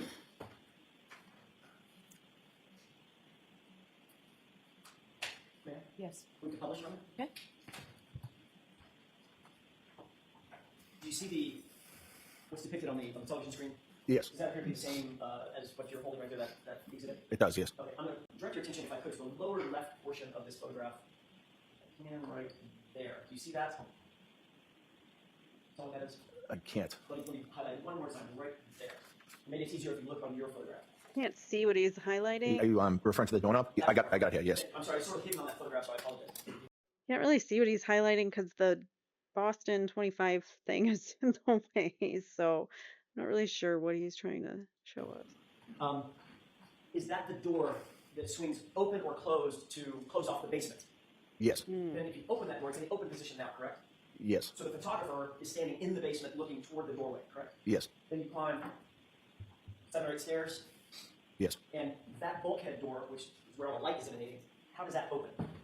So the bulkhead door opens straight up. Okay, and it was in that photograph, it was hinged toward the house and would open up like a, I don't know, like a sandwich or something. It opens straight up to the bay windows that are in the kitchen. Got it, okay. Okay, that's all I need for that photograph.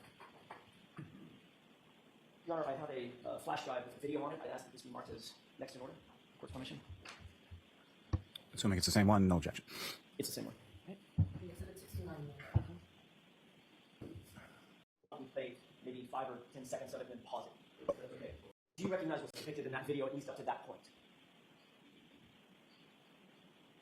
No. Okay. Does that look like your basement door, although the bulkhead doors have been replaced different? The whole thing looks different to me. Let's go to the video. The new owner. Now do you recognize what's depicted in the video? Yes. What is The that? new owner must have let them go onto the property, take this video, and look at things, look at the house. Because how else would they have gotten this, the defense? They had to have gone over there and gotten this video. So whoever's taking this video, probably their investigator or one of the attorneys themselves, they just were looking at the bulkhead doors, and through the bulkhead doors, they were open, where the basement door would be of their house. And now he's going to pan out and show you their yard and watch the path go directly to where John's body was. So that's my backyard. Okay. And what area is over to the left over here? That's a gate Okay. And what does that gate open up to? to the front yard. So the area that we're looking at right now, where the photographer is standing, is the backyard? Yes. Now, having seen that, notwithstanding the way that the bulkhead doors open, now do you recognize what was depicted at the beginning of the video, which was that staircase? Yes. The downstairs door, the door itself, the wooden door itself, also looks different. Okay. So, but it is But it is the stairway. Yes. going into the basement? Yes. Or coming out of the basement? Yes. So in other words, another way to put that is that represented the ingress and egress through the bulkhead to the basement. Yes. Okay. Let's go ahead and play this.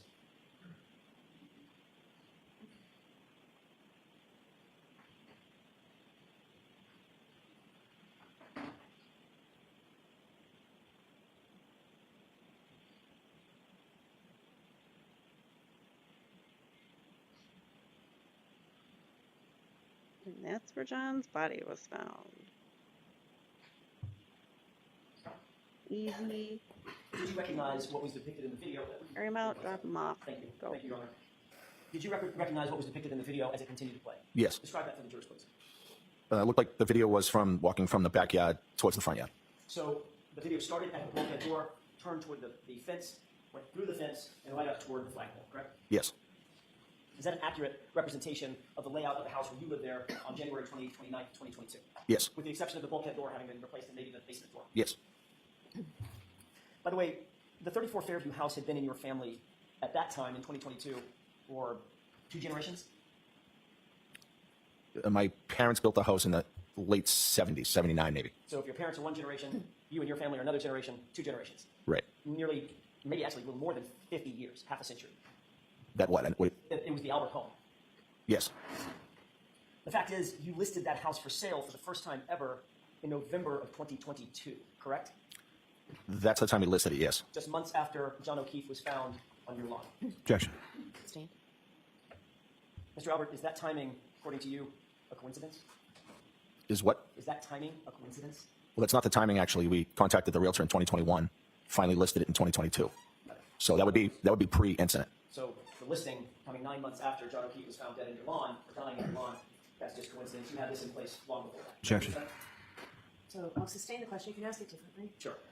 All I'm asking is the timing, November of 2022, listing that house for sale for the first time in November, that in your mind is just a coincidence.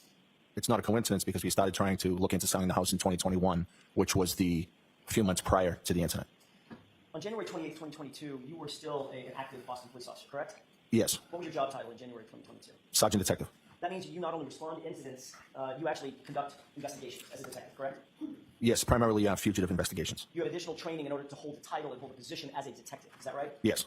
Not just a regular patrol officer, you have to have special training to get to the rank of detective, is that right? Yes. As a sergeant detective, that's above a regular detective, indeed, because you're a supervising detective, is that right? Yes. You have experience and training in order to hold that position as a supervisor in the detective spot as well. Yes, there's civil service tests for the rank, but yes. And you've investigated crimes, I'm guessing just a ton of different types of crimes, including assaults, manslaughters, homicides, kidnappings, things of that nature. No. You've never investigated anything like that? No. So what's the parameters of your investigative skills as you held that title of sergeant detective? So my parameters were investigating fugitive investigations. That was my specialty, I guess you could say. So you've responded to, obviously, to countless incidents and scenes as both a patrol officer Yes. as well as a detective. Yes. You've supervised the investigation of at least the fugitive type of crimes, correct? Yes. Fugitives trying to thwart investigators to try to find him, right? Yes. That's their whole, it's the cat and mouse thing, right? Right. You being the cat, correct? Sometimes. Yes. You're also trained in techniques, obviously any detective would be trained in techniques that culprits might use or suspects might use to sort of cover up investigations. I'm sorry, to cover up crimes, to thwart investigations, correct? Objection. Do you have that training, sir? No. So you, in all of your training, 30 years as a Boston police officer, and as a sergeant detective, you don't have any training in what techniques criminals might use to try to cover up their conduct? No. I've never gone to a training for criminals to cover up conduct. No. Never been trained in the fact that, I don't know, somebody might want to clean up blood at a scene. No. Objection. Will the answer stand? What about sanitizing a location? Objection. He's uncomfortable No. with these What about getting rid of questions. electronic data? You've got to have training in that. No. In other words, the fugitives that you chase down and try to find, you don't try to utilize electronic data to go after them? Sometimes we do, but I don't have any training in it per se. I mean, things like GPS data and phone calls, and text messages, communications, and things of that nature, obviously. Yes. Yes. Sure. These are all things that, at least those things, are things that if you didn't have formal training, you got on the job training and just have common sense about how to go after this type of evidence, correct? Yes. Sir, you had an iPhone with a number ending in 0888 back in January 2022, did you not? Yes. How many years did you have that iPhone as of January 28th, 2022? Of several years, I'm not sure how many, but multiple years. And Mr. Albert, you were notified by the Commonwealth that on September 23rd, 2022, in the fall of 2022, a judge specifically ordered that you were to preserve that phone. Objection, Your Honor. Data, correct? I'll see counsel at sidebar. Anytime it gets good, she has to have a sidebar. Oh, jury's leaving. So this is going to be a proffer All right, and I am going to see if for a voir if his dire. counsel here, he has a right to be present in the courtroom. Can I step up for a moment, Your Honor? Sure. This is outside the presence of the jury. This is a voir dire based on his testimony. The judge is going to decide whether this testimony is relevant and can come in. So here comes the questioning.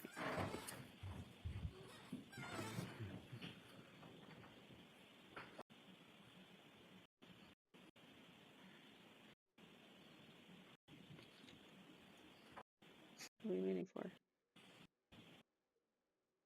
Oh, we went to break again. May I interrupt? Yes. Oh, I'm sorry. here we go. Now I'm doing it. The fall of 2022, September of 2022. Yes. Did you receive a notice on Commonwealth letterhead indicating that you were not to destroy or in any way manipulate any data on your cell phone? Destroy the phone itself or to manipulate or destroy any data on that cell phone? I do not remember getting that letter. No. I'm going to read this for the record, Your Honor, if I may, with court's permission. Yes.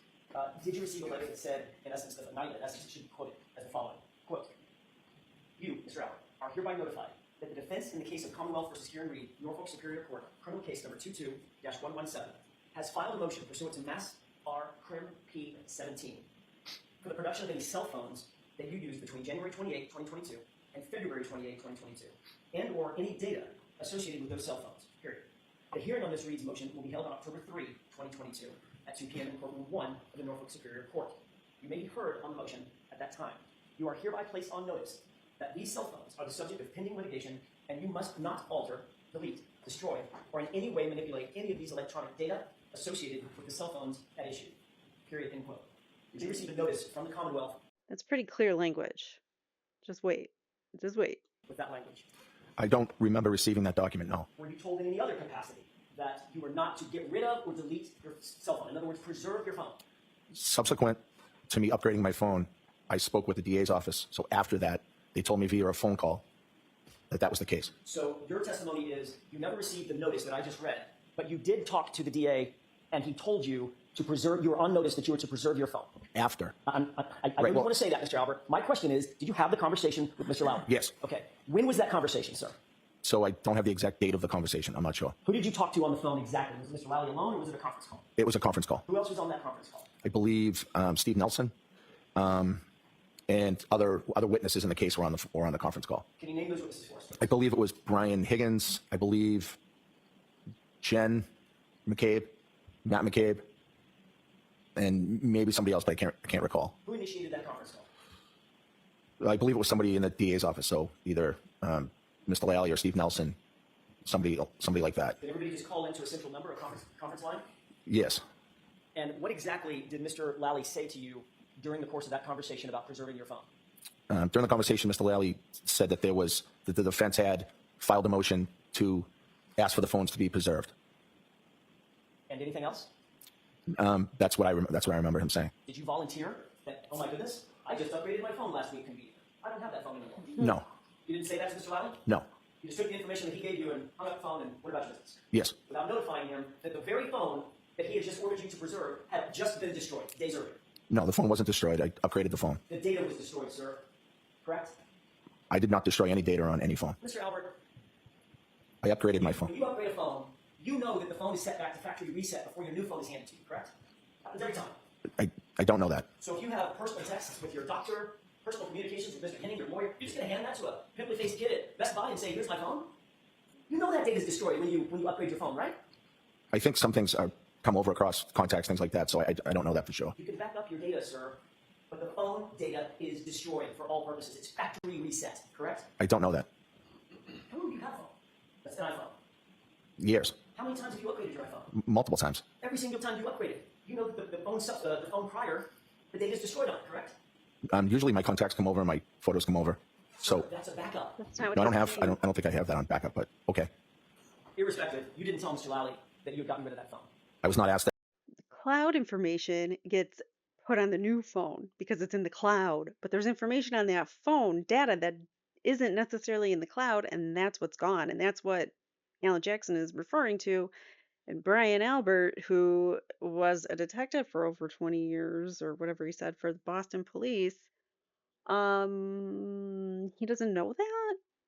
Come on. We're expected to believe that he doesn't know these things? Come on. That, and I didn't tell him that. I see. You felt like if you weren't asked that, you didn't need to volunteer it, even though the conference call was specifically about preserving your phone pursuant to a judge's order. Correct? What was the question? You didn't offer to Mr. Lally that you had gotten rid of the very phone that he was telling you had to be preserved due to a judge's order. I did not. And you didn't seek any advice from, I'm not asking you for the communications, you did not seek any advice from counsel at that time for those purposes. I don't believe I did, no. Yeah, I just wondering. Sure.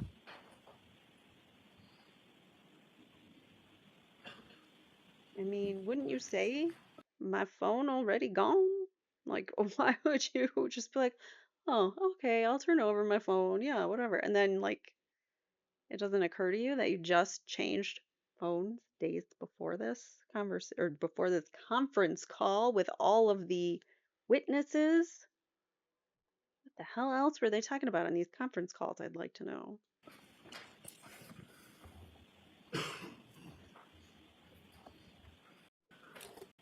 At some point, you indicated, Mr. Albert, at another proceeding, under oath,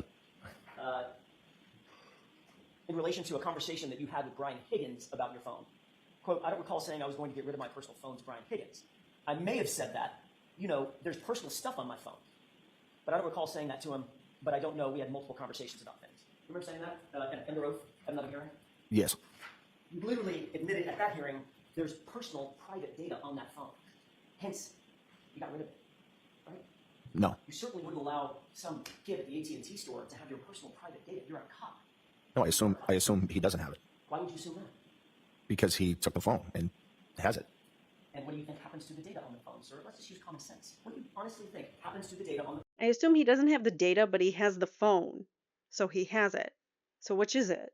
He's not answering. You see how he's not committing to a specific answer. phone when you turn it in and upgrade your phone? I'm sure that the data's not there anymore. I'm It's sure. destroyed, sir, correct? I don't know that for a fact. I know that some things are transferred back to the new phone. You just said you know the data is not there. Some data, I guess, isn't. Yes. Dater. No, that's all I have. All right, Mr. Lally, any questions? No, Your Honor. Okay. All right, I'm going to take a short recess. I'm going to let this witness, if he chooses to have a few minutes. All right, so that was the voir dire. So we're going to come back after their break, and this is going to be in front of the jury.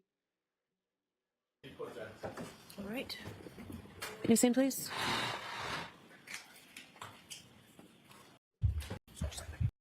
All right, Mr. Jackson, go right ahead. Thank you, Your Honor. Mr. Albert, you were notified by the Commonwealth that on September 23rd, 2022, a judge specifically ordered you to preserve that phone and all its data, the phone ending in 0888. Is that right? Yeah, at what time are you asking me that I was notified? That day or the next? On the 23rd? On the 23rd or the 24th of September? No. Isn't it true that you were provided a letter by the Commonwealth that stated the following? Your Honor, if I may read this? Yes, there's no objection. Thank you. Quote, you are hereby notified that the defense in the case of Commonwealth versus Karen Reed, Norfolk Superior Court criminal case number 22-117, has filed a motion pursuant to Mass R. Crim P. 17 for the production of any cell phones that you used between January 28, 2022 and February 28, 2022, and or any data associated with those cell phones. The hearing on Ms. Reed's motion will be held on October 3rd, 2022 at 2 p.m. in courtroom 1 of the Norfolk Superior Court. You may be heard on the motion at that time. You are hereby placed on notice that these cell phones are the subject of pending litigation, and you must not alter, delete, destroy, or in any way manipulate any of the electronic data associated with the cell phone at issue. You received, end quote, you received that notice on either the 23rd or the 24th. Is that right? I did not. Your Honor, I would Clear propose a language. stipulation. I spoke with counsel off the record, if I may. You both have a stipulation that I haven't seen? We just determined I'm happy to approach it. Why don't we approach quickly? Got all these approaching the benches. Taking up so much time in this trial. She yells at the defense for wasting time, but she's the one wasting time. 23rd or September 24th, the These Commonwealth bots. sent a letter on Commonwealth letterhead to Mr. Albert's attention, stating exactly what was just read into the record pursuant to the court order dated September 23rd, 2022. Okay. All right, next question. Thank you, Your Honor. Isn't it true that you were, in fact, ordered to preserve your cell phone by the Commonwealth? At some point, I was made aware of that. Yes. All right, let's just get to the brass tacks. Where's your phone? My phone was upgraded and traded in for a new phone. Your phone was upgraded and traded in for a new phone? Yes. Okay. Another way to say that is you traded your phone in and got rid of it, correct? I traded my phone and upgraded it. Yes. When did you get rid of your phone ending in 0888? I upgraded my phone in September, third week of September, maybe around 22nd. The 22nd of September. I believe so. I can't be sure the exact date. So, according to you, you got rid of the phone that was the subject of a court order preservation the day before it was ordered preserved, right? Rephrase the question, please?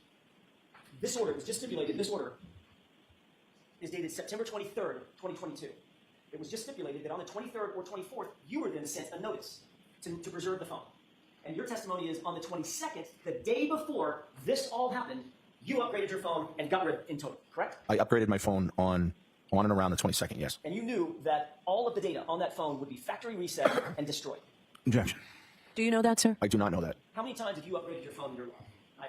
I'm not sure. 4 or 5 times, maybe. You're aware that when you turn a phone in and you upgrade it, the phone that you turn in, that data is factory reset, meaning it's gone. It's destroyed off of that device, correct? Well, I think some data transfers and some doesn't. We're not talking about a backup. I'm talking about the physical phone. That physical phone becomes a brick when you turn it in, correct? Correct that it becomes a brick? I don't know. It becomes effectively a brick. There is no data left on the phone. I'm not talking about backup data onto a cloud. I'm talking about that phone. So the old phone, yes. Yeah, it's just everything on it's destroyed, correct? Right, although some of the data transfers to your new phone. And you're aware that the very data that you were ordered to preserve would have been destroyed, according to you, the day before. Correct? Rephrase your question or ask me a question. Are you claiming that you got rid of your phone on the 22nd? I upgraded my phone around that. I'm not sure if that's the exact date, but yes. So it could have been after the 22nd. I don't think it was after the 22nd. Could have been the 24th? No. Could have been the 25th? No. So you're absolutely sure. I don't remember the day, but I know for sure it wasn't the 24th or the 25th because that would have been too late. So I know it was before then. That you could not have upgraded your phone and gotten rid of it anytime after the 23rd when this judge ordered that it be preserved. No. Because you know that if you got rid of that phone after you had been notified that you were ordered by a court to preserve it, you'd be committing a felony. Objection, Your Honor. Sustained. So you now claim that you got rid of the phone on September 22nd, 2022. Hours before you were ordered to preserve it. That's your testimony, correct? Yes. Is that just a coincidence? Yep. September 4th was my birthday. The phone was broken and failing. I had planned on getting a new phone, and that just happened to be the day that I got it. Happy birthday. Was that a coincidence? Objection. Sustained.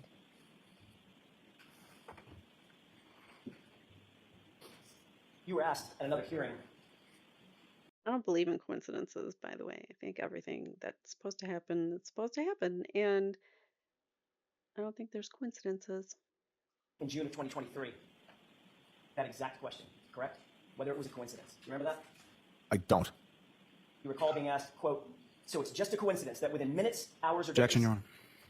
Let's hear the question first. within minutes, hours, or days of you trading in your phone, that phone you had in January of 2022, that you were ordered to preserve it? Answer, yes. Question, that's a coincidence? Answer, yes. Objection. Move to strike. I'll let that stand. Yeah, how can you That was your strike it? It's testimony, his former Yes. testimony. And that's what you're saying today to these jurors. Just Yeah. a coincidence. Yes. You guys believe him? What do you think? How believable is Brian Albert? On a scale of, I don't know, I have to come up with a scale and put in a quiz, or not a quiz, a poll. How much do you believe Brian Albert? Did you and Brian Higgins agree with each other that you were both going to get rid of your phones? Objection. I'll allow that. No. You testified at the other hearing in June of 2022, quote, I don't recall saying that I was going to get rid of my personal phone to Brian Higgins. I may have said that. You know, there's personal stuff on my personal phone. I don't recall saying that to him, but I don't know. We had multiple conversations about things, end quote. Remember testifying to that? Yes. So you're not ruling out the fact that you may have told Brian Higgins that you intended to get rid of your phone, correct? No. You're not ruling out the fact that Brian Higgins may have told you that he intended to get rid of his phone. No, I don't remember him saying that to me. Your testimony was, quote, I know there were conversations about the phones. I just can't say if he was going to get rid of his phone or not, end quote. You testified to that, didn't you? Yeah, I have no idea what he was going to do. I'm asking, are those your words? Did you testify to that under oath? Yes, although I don't know the context of the time that they were asking that question. June of 2020. No, not the date of the hearing, but when they were asking if and when that conversation took place. Does it really matter? When it took place? I think so, yes. Well, you talked to Brian Higgins about getting rid of your phones. When do you think you had that conversation? I don't think I talked to Brian Higgins about getting rid of my phones. Well, you just said you can't rule out the fact that you had conversations with Brian Higgins about your phones and possibly getting rid of your phones. Right? No, I don't think that's what I said. You two discussed the fact that you both wanted to get rid of your phones. I don't remember having that conversation with Brian Higgins at all. Your testimony was, quote, I know there were conversations about the phones, sir. Correct? Correct that that's what you read. So if you're having conversations with Brian Higgins about the phones, what the heck were you talking about? I don't know the timing of when they asked when those conversations were. Mr. Albert, So- I'm leaving it open to you. I don't care when it was. I'm asking you, have you ever had a conversation with Brian Higgins about your phones, respectively? We may have. I can't remember that conversation specifically. Then why, in June of 2023, did you testify, I know there were conversations about the phones with Brian Higgins, in quotes? I'm not sure of the context of that. So now you just can't remember. No, I don't think I could remember during that testimony either. I think if you read the whole thing, I think I said I'm not sure. I don't remember. Your quote was, I know there were conversations about the phones. I just can't say if he said he was going to get rid of his phone or not, end Right, quote. right. Does that help refresh your recollection? Yes. So now as you sit here and you answer my question, did you and Brian Higgins have a conversation about your phones? I don't remember having that conversation with Brian Higgins. All right, let's shift gears. Was that the judge saying, like, oh, come on, defense, go somewhere with this? Or, because I'm saying, like, oh, come on, just tell the truth, Brian. Like, you could say either way. You could say, you could be sighing for the fact that, this is not going anywhere, or that he's just being so adamant in his answers, which are obviously baloney.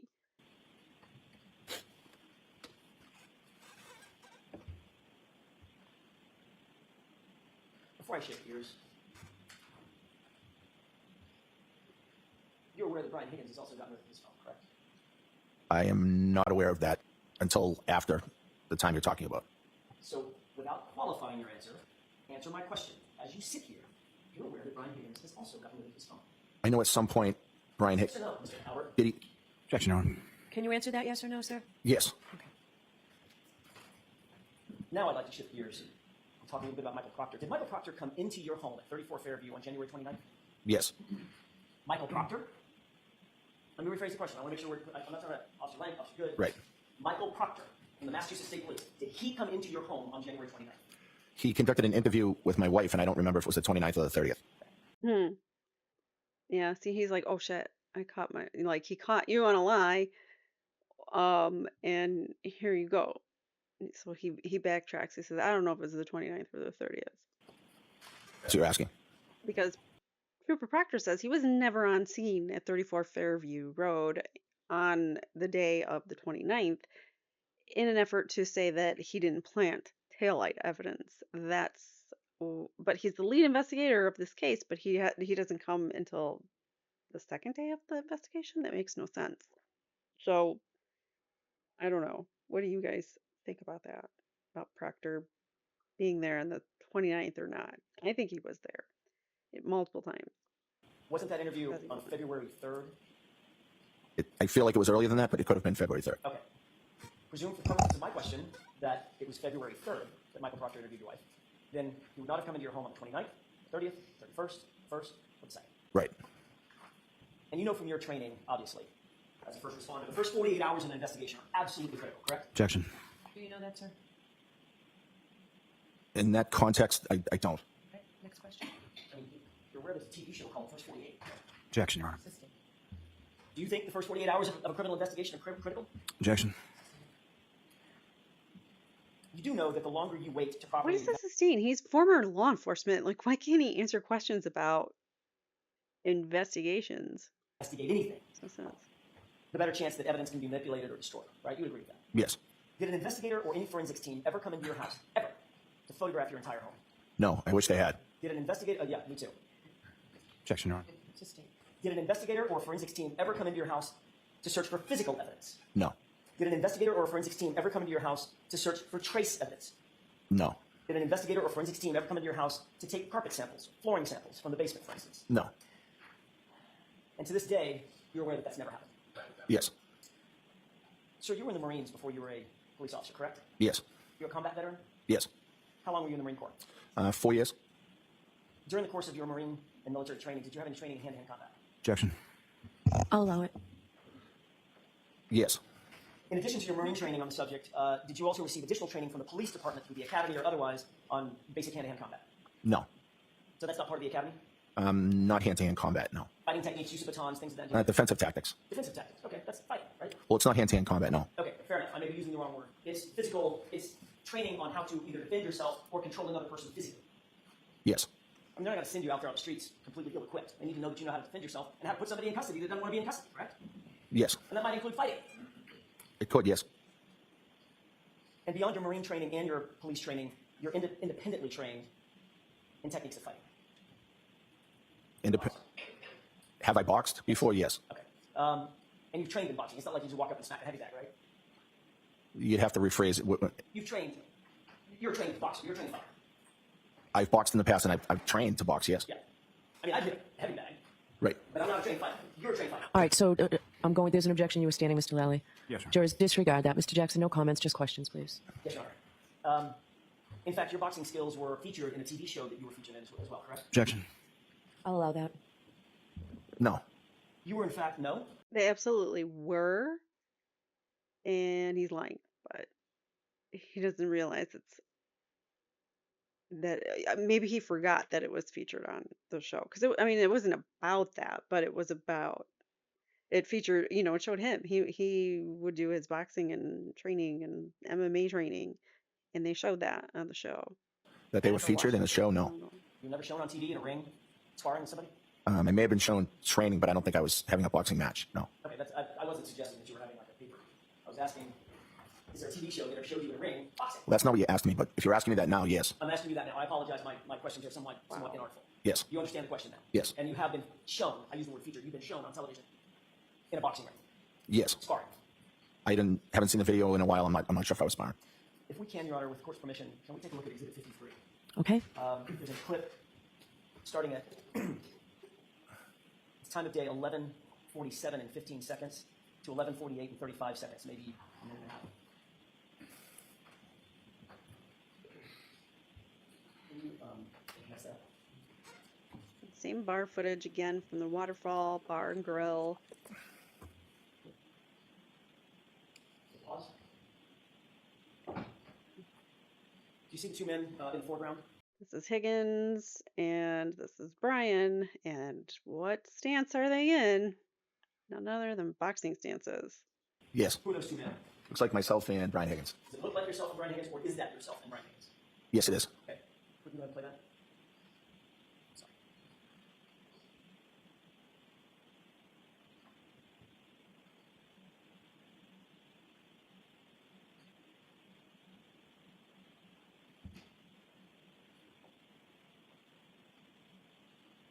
Now what is he doing?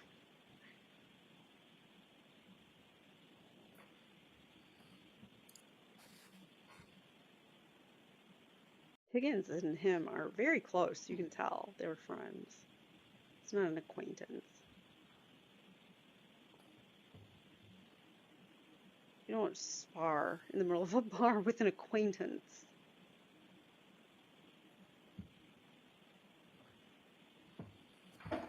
I've got one more clip to play, but I have a couple of questions, Your Honor. Let's take it down, and you can put the other one up after the questions.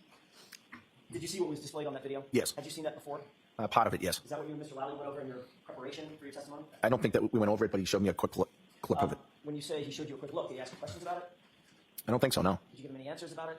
No. Any explanations? No, just, He just showed you the clip? And yeah, I just said, yeah, it looks like we were fooling around. Okay, so you did make an explanation. You've given him Yeah, an explanation for it. Right, I said I think we're just fooling around. Okay, well, the same thing you told us this morning, right? Right. Just fooling around. Yeah, just having fun with my friends and hanging out and fooling around. Absolutely. What were you doing? He doesn't answer a question until you ask him multiple times in different ways around it to get to the answer. Because he said he didn't talk about it, and now he's saying, yeah, we talked about fooling around. So which is it? You did or you didn't? Describe what you were doing. Having fun with my friends, hanging out, just being silly. Okay. Describe physically what you were doing in the video. I was playing around, sort of getting in a boxing stance. Okay. Otherwise known as a fighting stance, correct? Yeah, for a second, yes. Okay. And what did Brian Higgins do when you got into a fighting stance? It looked like he was kind of doing the same thing. Got We into a just, fighting stance as well, correct? yeah. What were you two talking about? You tell you talking. Right? Yeah, I don't know what we were talking about. We were just being silly, fooling around, having fun. Were you giving him advice on the proper way to get into a fighting stance or a boxing stance? No. Were you giving him some advice or some indicators about how to best position himself if someone is taking an aggressive stance against him? No. No. Is he telling you what he thought was a good technique for fighting or boxing? I don't think it was that serious. We were just playing, fooling around. But both of you were in fighting stances facing off against each other, correct? Yeah, for a second or two. And Mr. Higgins, you saw him bob his head and then start walking up toward you like a boxer might, correct? Yeah, yes. And then you got down, pulled your the pant legs up, and you squatted down to indicate getting low, having low center of gravity, correct? That would that's indicating being silly. Okay. And That's then at not. some point, while you're being silly, you then faked a right punch toward him, correct? I didn't notice that, but I'm not sure. Can we take a look at the next part of this clip, which is at time of day 11:55 and 51 seconds. I'm sorry, 11:54 and 52 seconds.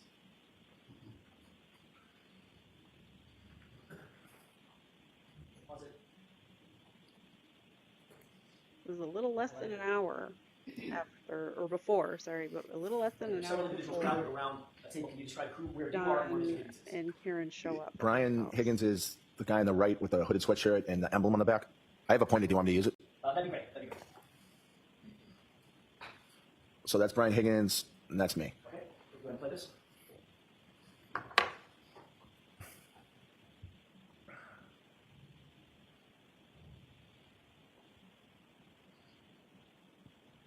Pause. Did you see what you just did? Yes. What did you do when you slapped his right arm? I'm in some kind What of did I do? hold. What did you do? What did you do? It looks like I'm just being silly, fooling around. Okay. No, that's an MMA hold. I don't know what it's called, but he's got him in some kind of a hold. I don't know what exactly he's doing, but that's definitely MMA.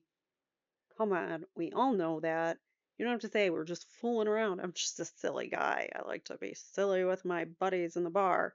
No, I don't see that personality coming out of Brian Albert. I'm going to ask you for a little bit more physical description. What are you doing? Why are you grabbing him from behind? I don't really know. Is that a wrestling hold? No, I Is that don't a think. control hold? No, I don't think so. Is that some sort of control hold that you've used in the past? Bear hugging somebody? No. That's just a silly fooling around with my buddy. Bear hugging. It's just bear hugging. He's so silly. Bear hugs his friends in the bar. It doesn't look like a bear hug to me. Why are you hugging him from behind? You obviously have control. You see what Mr. Higgins just did? Movement. I did, yeah. When you let him go, what did he do? I don't know. He did some kind of, I don't know, he pretended to knee me or something. Knee to the abdomen? Yeah, I don't know if he made contact or not, but Mr. Albert, I'm not suggesting by my questions that you two are actually in a fight. right. I'm asking what he's doing. Does it seem to Yeah, I don't- you that he's playing like or practicing like techniques in fighting? I don't know what his intent was. It looks like he's just fooling around, just like I was. But if a grown man walks up to you, grabs you from behind, and puts a knee up to your solar plexus, that's probably not the same as a high five, right? What is your question? In other words, it looks like he's practicing some sort of fighting technique. Practicing? That's not how I see that. How would you describe it? I would just describe it as him fooling around. We're in the bar together. We're good friends, and we're just being silly and fooling. That's all. There's a number of people in that bar. You would agree with that? Yes. You see anybody else in that video at any time getting physical with one another? Objection. How much of this video have you actually watched? Not much. Okay, then let me ask you a different question. From your memory of that night, who are the only two people in the bar that seem to be getting physical with one another? Objection. Can you answer that? Sure. The only person I remember being physical with was fooling around with Brian. Okay, play it just a little bit longer. Almost finished.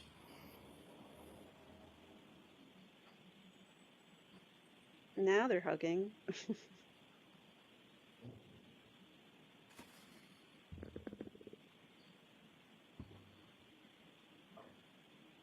Let me take that down. Did you see the rest of that video? Yes. No question that you two are being friendly with one another, correct? Yes. You agree with that? Yes. But there's also no question that of all the people in that bar, the only two people that appear to be imitating fighting are you and Mr. Higgins, correct? In that video, yes. And, is there another video? Do Well, no, I just don't know what everybody else was doing in the bar. you remember anybody else? You know, Julie Albert or I don't remember. Nicole getting into a scrap with someone? No. That's just you two, correct? Yes. Mr. Albert, this is minutes before everybody headed to your house at 34 Fairview, correct? Yes. Including John O'Keefe. Yes. Going back to the morning of January 29th, everyone had left your location. This is after you had already arrived, had a couple of beers, people started leaving. Everybody was gone from your location about 1:45 a.m., maybe a little thereafter. That seems right. Caitlin being the last person to leave. I believe so, yes.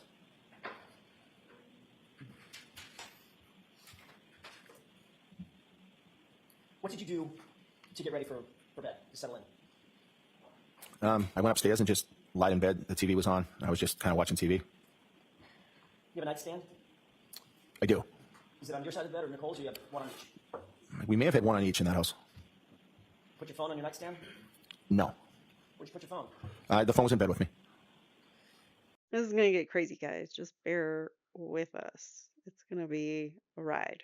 So your testimony is that you get in bed after being on a road trip all day long, then at restaurants, then at bars, then get together at your house. And when you go to bed, you don't charge your phone? No. I had the phone in the bed with me. Why would you have the phone in bed? We have 5 kids, and if somebody was trying to call, if I needed to reach them. It's just kind of a habit I do. I put my reading glasses and my phone in bed with me. And you don't charge it. Sometimes I charge it, but not as a routine, no. So you're worried about having your kids out. They might need to get home to dad. So you make sure that your phone is nice and close, but it can just run out of batteries. Well, if it's dying, then I'll put it in the charger. But if not, I just leave it on the bed. But what about that night? That night, the phone was on the bed. How do you know? Well, I remember the phone being on the bed. You have a specific recollection from 2.5 years ago about the state of the battery charge on your phone such that you know it was in your bed that night. No, I just know as a routine, I keep my phone in the bed with me. That's not what you just said. You just said it depends on whether or not the battery needs to be charged. Whether or not you charge it. My answer is that sometimes I, of course, charge my battery, Of course you but have. I sleep with the phone in my bed. Every single night? Yes, mostly every night. Okay. I thought you just said 4 questions ago, it depends on whether or not the phone needs to be charged. Sometimes you keep it in bed, sometimes you put it on the charger. If the phone needs to be charged, I charge it, but I sleep in bed with my phone. Mr. Albert, did your phone need to be charged that night? I don't remember if it did, but I slept in bed with the phone. You've been on a road trip most of the day, correct? Yes. You've been out at bars that night, correct? Mm-hmm. Is that yes? Yes. You weren't charging your phone. We saw the video. You weren't charging your phone at the bar. Right. So when you got home, clearly put your phone on a charger, didn't you? I did not.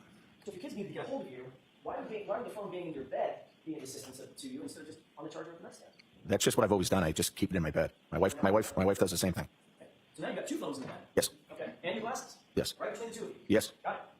Does your phone have a ringer on it? It does. Ever thought about maybe turning the ringer on just in case the kids need to get a hold of you? Sometimes it's on vibrate. Sometimes it's on ring. It depends. Yeah. Depends on you. You just put it on ringer. Wouldn't that make more sense to go to bed, put it on ringer? Objection. Can you answer that? All I can answer is that I sleep with my phone in my bed. That's just what I do. And you know what I'm about to ask you. It's like he has certain That's why you're saying phrases that sleep he. with the phone in the bed, correct? I It's like he has certain phrases that he needs to make sure are said so that it's like that's his story, and so he keeps repeating them. Like, I know my phone was in the bed with me, so he keeps repeating things like the same phrases or piece of little evidence, little nugget of evidence, like he is sticking to a script, is what I'm trying to say. That's sustained. That's stricken. Come on, Mr. Jackson. All right. What else is in the bed with you? Your keys, your wallet, any other pocket items? No. Just the phone and your glasses. And I want to say a lot of people think it's weird that he sleeps with his phone in his bed every night. I do that too. Usually I just fall asleep when I'm on it because I'm always like, I'm listening to crime stuff and playing games on my phone and whatnot, and I just fall asleep that way. And my phone stays in the bed with me all night. But I don't do what he's about to do or say. Yes. And Nicole's phone. Yes. Right between the 2 of you. Usually, yes. What about that night? Yes. Sir, did you make any phone calls after you went to bed between the hours of 1:45 a.m. and 6:30 a.m.? Yes. Who did you call? I inadvertently called Brian Higgins. What time? Inadvertently. I don't recall the exact time. 2:20 in the morning. After 2. 2:22 and 35 seconds. Does that sound familiar? Yes. Did you speak to Brian Higgins at any point between 1:45 a.m. and 6:30 a.m. that night? No. You say you inadvertently called him at 2:22 in the morning. Yes. How did you inadvertently call him? Well, I don't know because it was inadvertent. So have to explain. I don't know because it was inadvertent. See what I mean? Like he's sticking to a script, and that's his script, and he's gonna stick to the things that he knows are in a script, and he doesn't want to veer away from it. So, well, I know because it was inadvertent. Didn't mean to do it. It was inadvertent. Well, it's kind of like a butt dial. Kind of like a butt dial. But How long have you used an iPhone? A long time. when's the last time somebody's butt dialed somebody? As a matter of fact, you've been asked this question before, haven't you? Yes. Hence my question. You knew what I was going to ask you. Objection, Your Honor. I'll withdraw. You indicated previously at a different hearing in June of 2023 that you were, quote, hanging out with your wife, and you must have butt dialed Mr. Higgins, correct? Yes. At 2:22 and 35 seconds on January 29th, 2022, correct? Yes. You were asked how that could have happened, much like I just asked how that could have happened, right? Yes. And in that hearing, you said, quote, I'm not totally sure. Similar to what you just said here. Yes. And here you added that it could have been a butt dial. Yes. You were then called back to that same hearing but at a different date, an ongoing hearing, right? Yes. That was in July of 2023, correct? Yes. You then changed your testimony and said, and I don't mean to be indelicate, but your testimony was then that you were in an intimate situation, I'll put it that way, with Nicole at the time. And that's how you butt dialed Brian Higgins, correct? I don't believe I said that's how I butt dialed Brian Higgins. That's the time. I think I said there was a time frame that was close. Okay. So I didn't say that, no. All right. What you said was you were in an intimate situation with Nicole at the time that the butt dial occurred, correct? I'm not sure if you have something you can read me or show me. Is it your testimony, let me just ask, is it Sure. your testimony that you and your wife were in the middle of some sort of sexual or intimate situation, and that's what caused you to butt dial the phone at that time at 2:22 a.m.? Objection. Assisting. I have to show you it briefly. Asked to show these captions are not always correct. I have them on, but they're only a guide. Just remember. Yes. Very much. Look at lines 11 through 13. Thank you. May I approach? Yes. That's- Just the first part of that first. Does that refresh your recollection? It does. Okay, now you can. Thank you, Your Honor. Isn't it true that at the other hearing you indicated that at or around the 2:22 time frame, you and your wife were in bed together in an intimate situation? Yes, around that time I think it reads.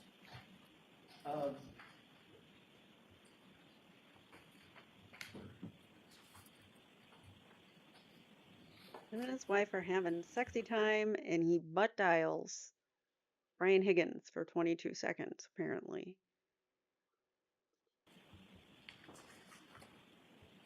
May I approach briefly, Your Honor? Yes. Well, with the court's permission, let me ask a couple of questions. Do you recall every call that you made between, say, 1:45 a.m.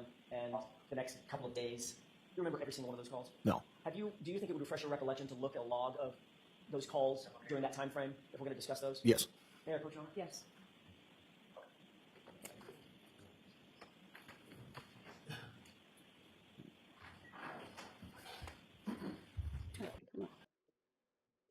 May I, Your Honor? With the court's permission, let me know if you need to refer to that.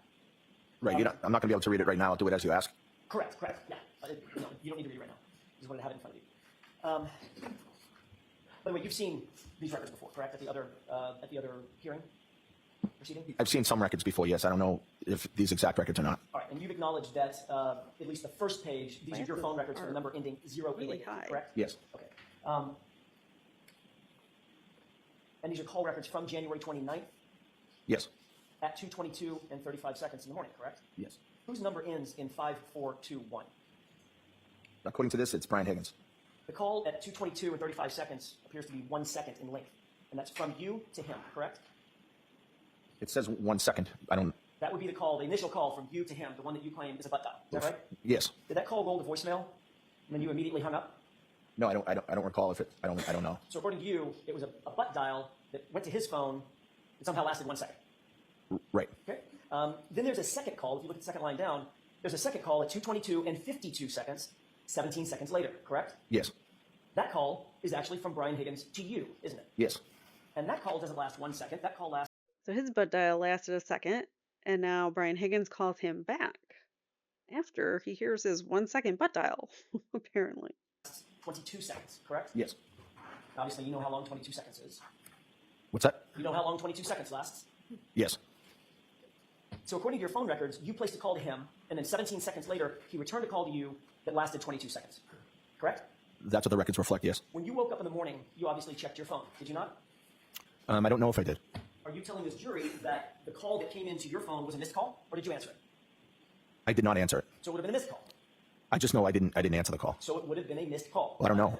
I don't know that to be a fact. I just know I didn't answer the phone call. I missed the call. Yes. That's what I mean. Right. You missed the call. Right. It did something on your phone and you just didn't answer it. What do you mean? Right. Okay.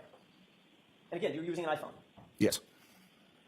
If you butt dialed Brian Higgins and he called you back and you didn't answer, you would have a very bright red missed call in your call log, correct? Objection. Do you know that? I don't know that. Have you ever missed a call on your iPhone before? Yes. And when you go to your call logs, it says missed call in red, correct? If your wife calls you, your kids call you. I don't think I've ever noticed that it's in red, and so no, I don't know that to be true. You're certainly alerted to the fact that it's a missed Really, call. buddy? Missed call, correct? If I were to go back and look at my incoming calls, it would probably say missed call. Yes.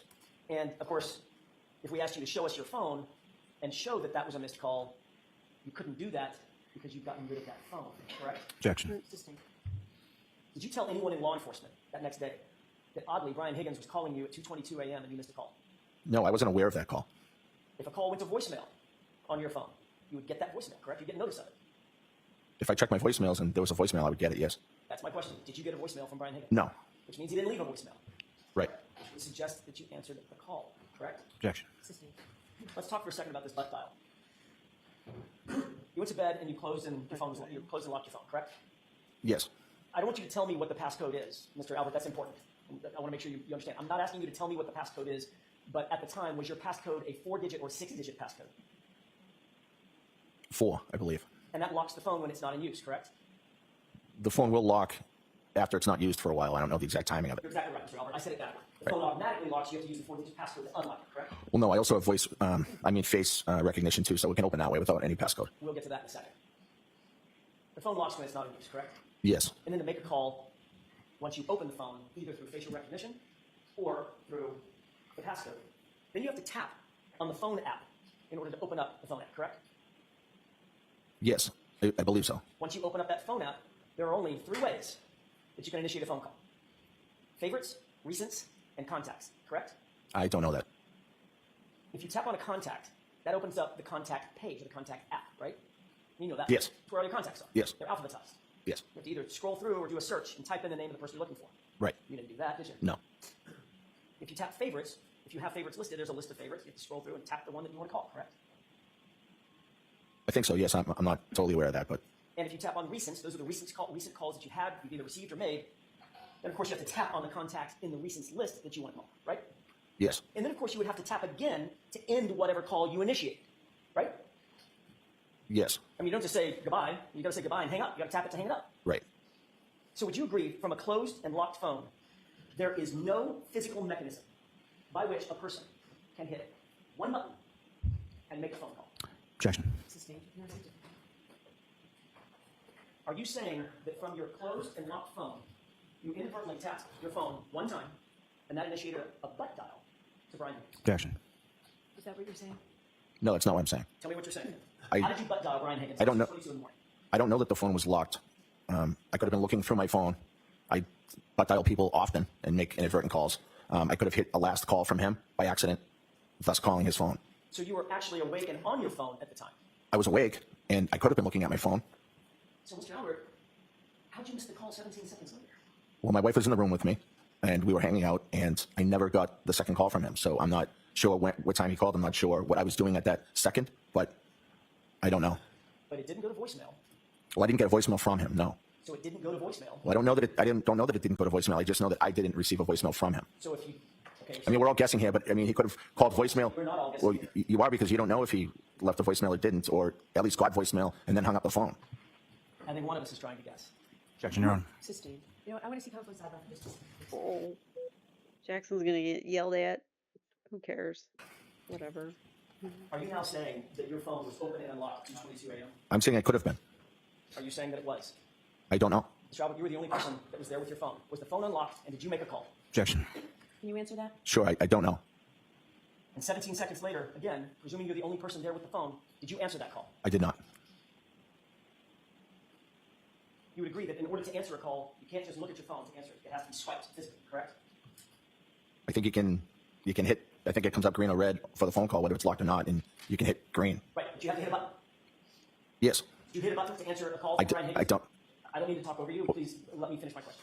Did you hit a button to answer a phone call from Brian Higgins at 2:22 and 52 seconds in the morning? Not that I know of.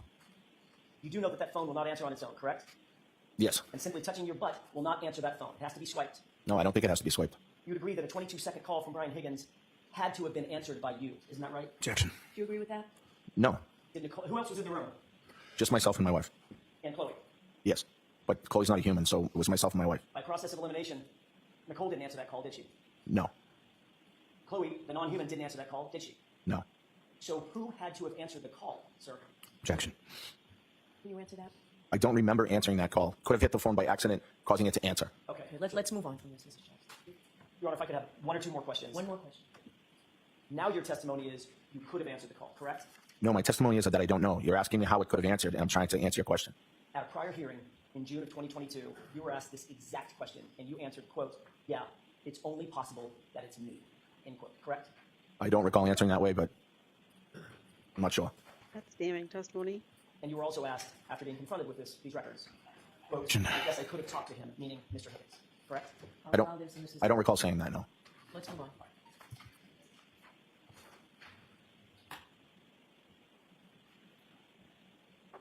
Did you have any conversation with Brian Higgins about a 2:22 a.m. phone call?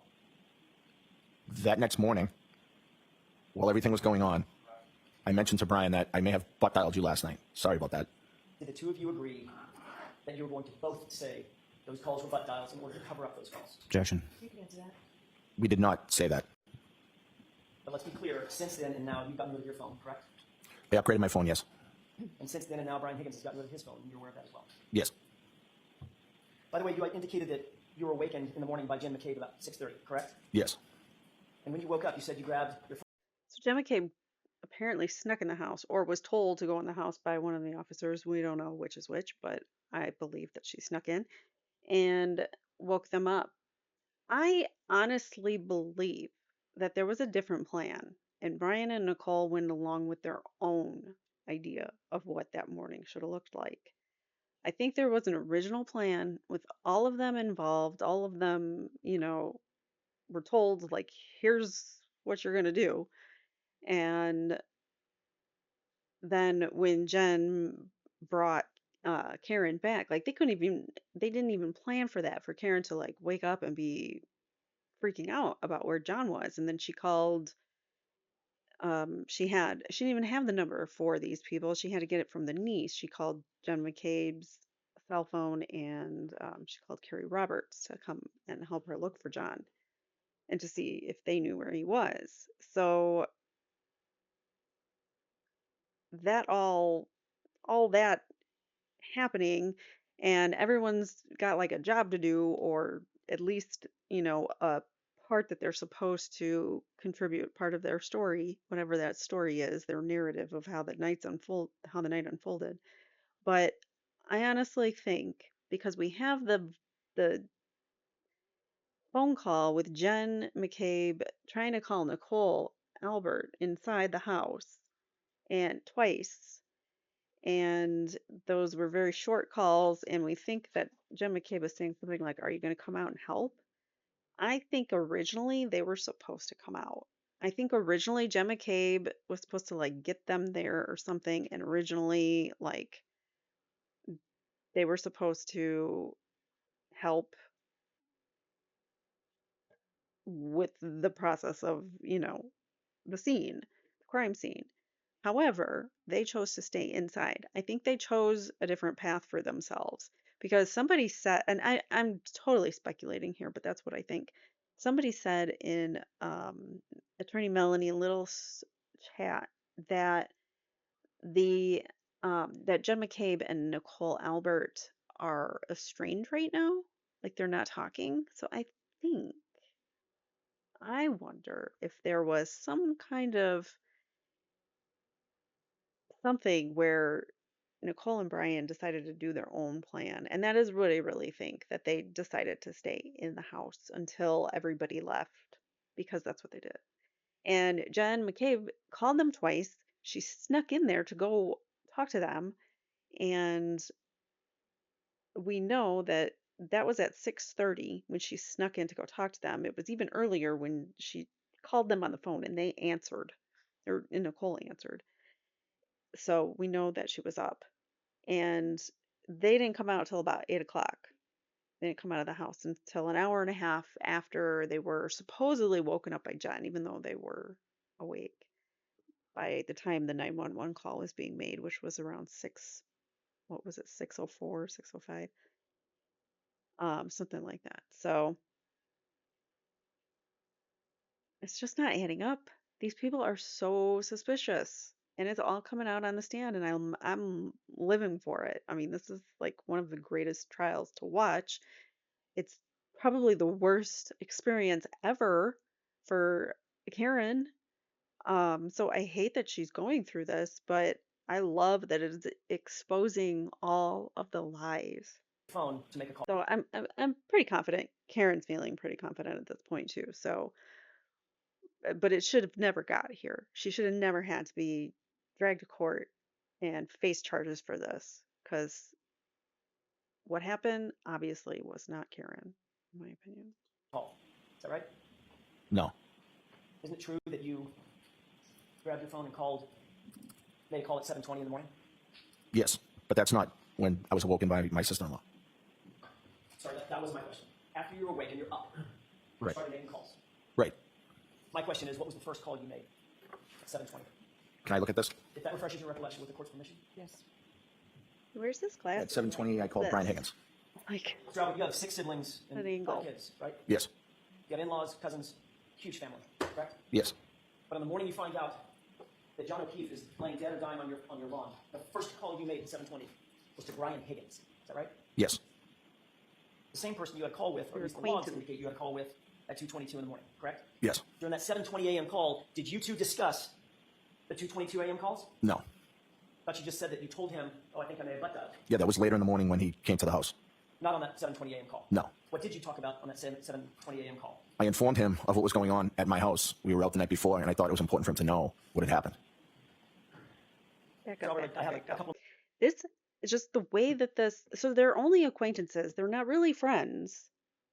They don't really know each other all that well, but they just spent whatever amount of time in the car together on this road trip coming back from a funeral in New York, and now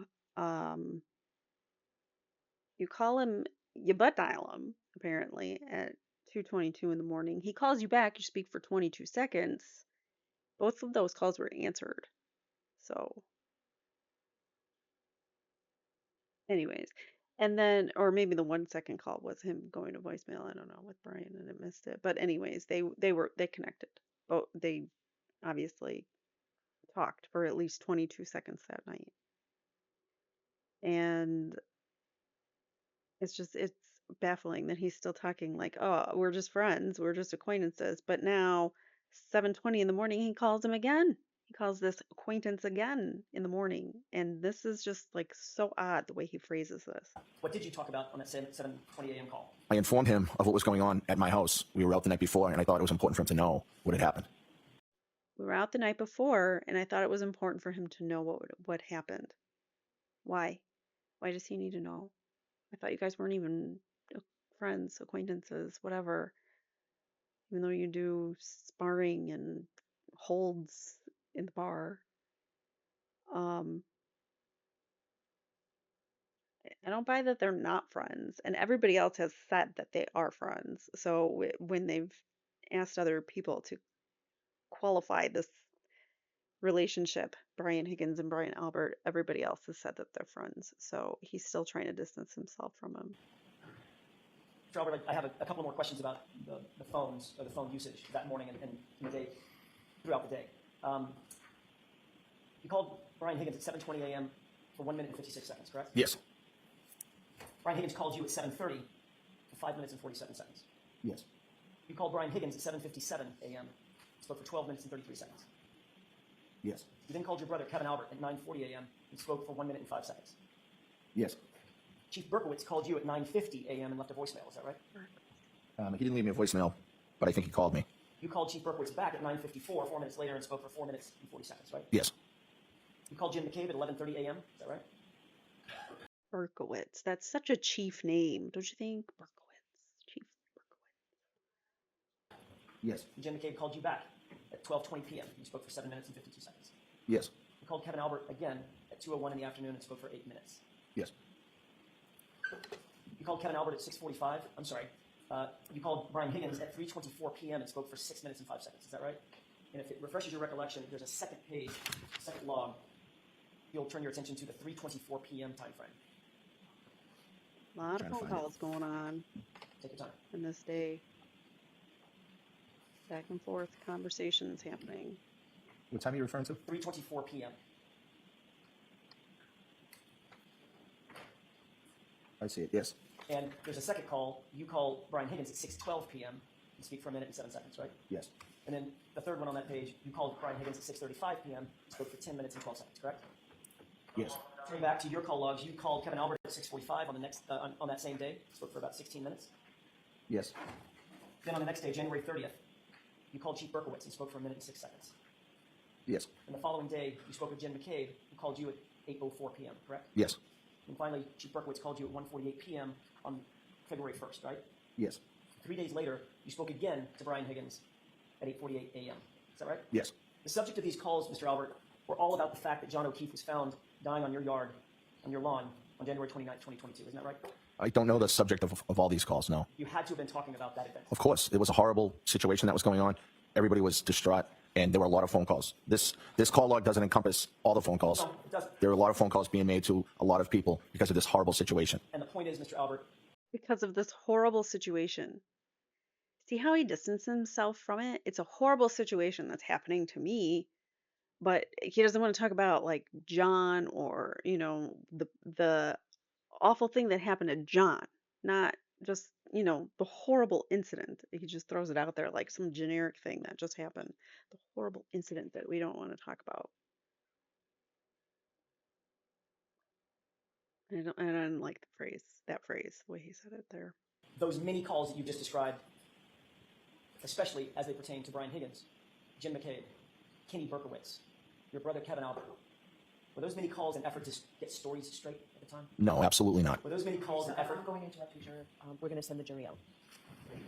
Jurors, actually, why don't we take the lunches? Right when we get somewhere, she's gonna end it. She's so anytime that they get something go. Oh, I think that we're done then. Oh wait, no, hold on. Let me see. We might have a couple more questions from Jackson. Let me see. I thought they went to break. Now they're back. Talked about a little bit earlier, the September 22nd, 2022 date. Recall that date? Yes. That's the date that you indicate you believe you got rid of your phone or turned your phone in for an upgrade. Yes. Did you watch the proceedings on this case, the Commonwealth versus Karen Reed, on September 22nd, 2022? No. You were not aware that that was the first date that I appeared on this case and it was nationally televised? Objection. Sustain. Were you aware that hearing date of September 22nd, 2022 was a televised hearing? Objection. Sustain. What did you know about the hearing date of September 22nd, 2022? I didn't know anything about it. You knew nothing about it? No. Okay. Let me ask a different question. This is going to dovetail into an earlier conversation you and I had concerning the statement that you gave to in June of 2023 in the other hearing. You understand what I'm saying? Yes. I'm fumbling the language a little bit, but you understand the hearing that I'm talking about. Yes. You had indicated a little bit earlier in my questioning that you did not recall saying something to the effect of, yeah, it's only possible that it was me who answered the phone. You remember saying that? That you didn't recall that? Yes. Okay. May I approach your honor? Yes. Found it. Found it.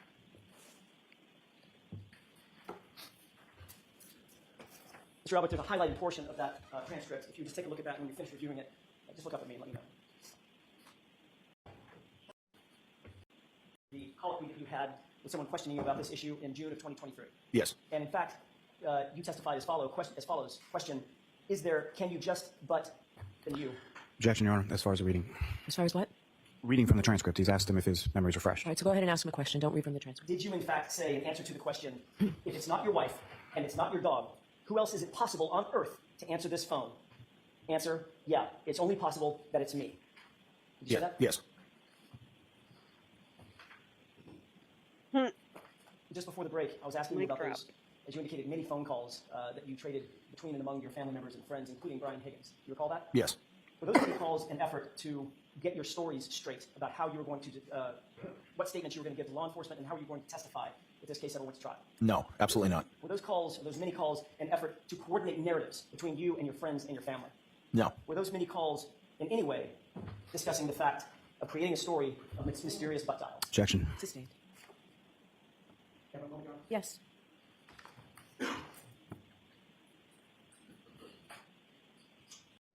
Thank you, Your Honor. All right. So that was that. I don't know. We don't need to hear cross redirect. I don't think, did he go do a recross? I can't tell. He's not on for much longer. So that's pretty much it for Brian Albert. He's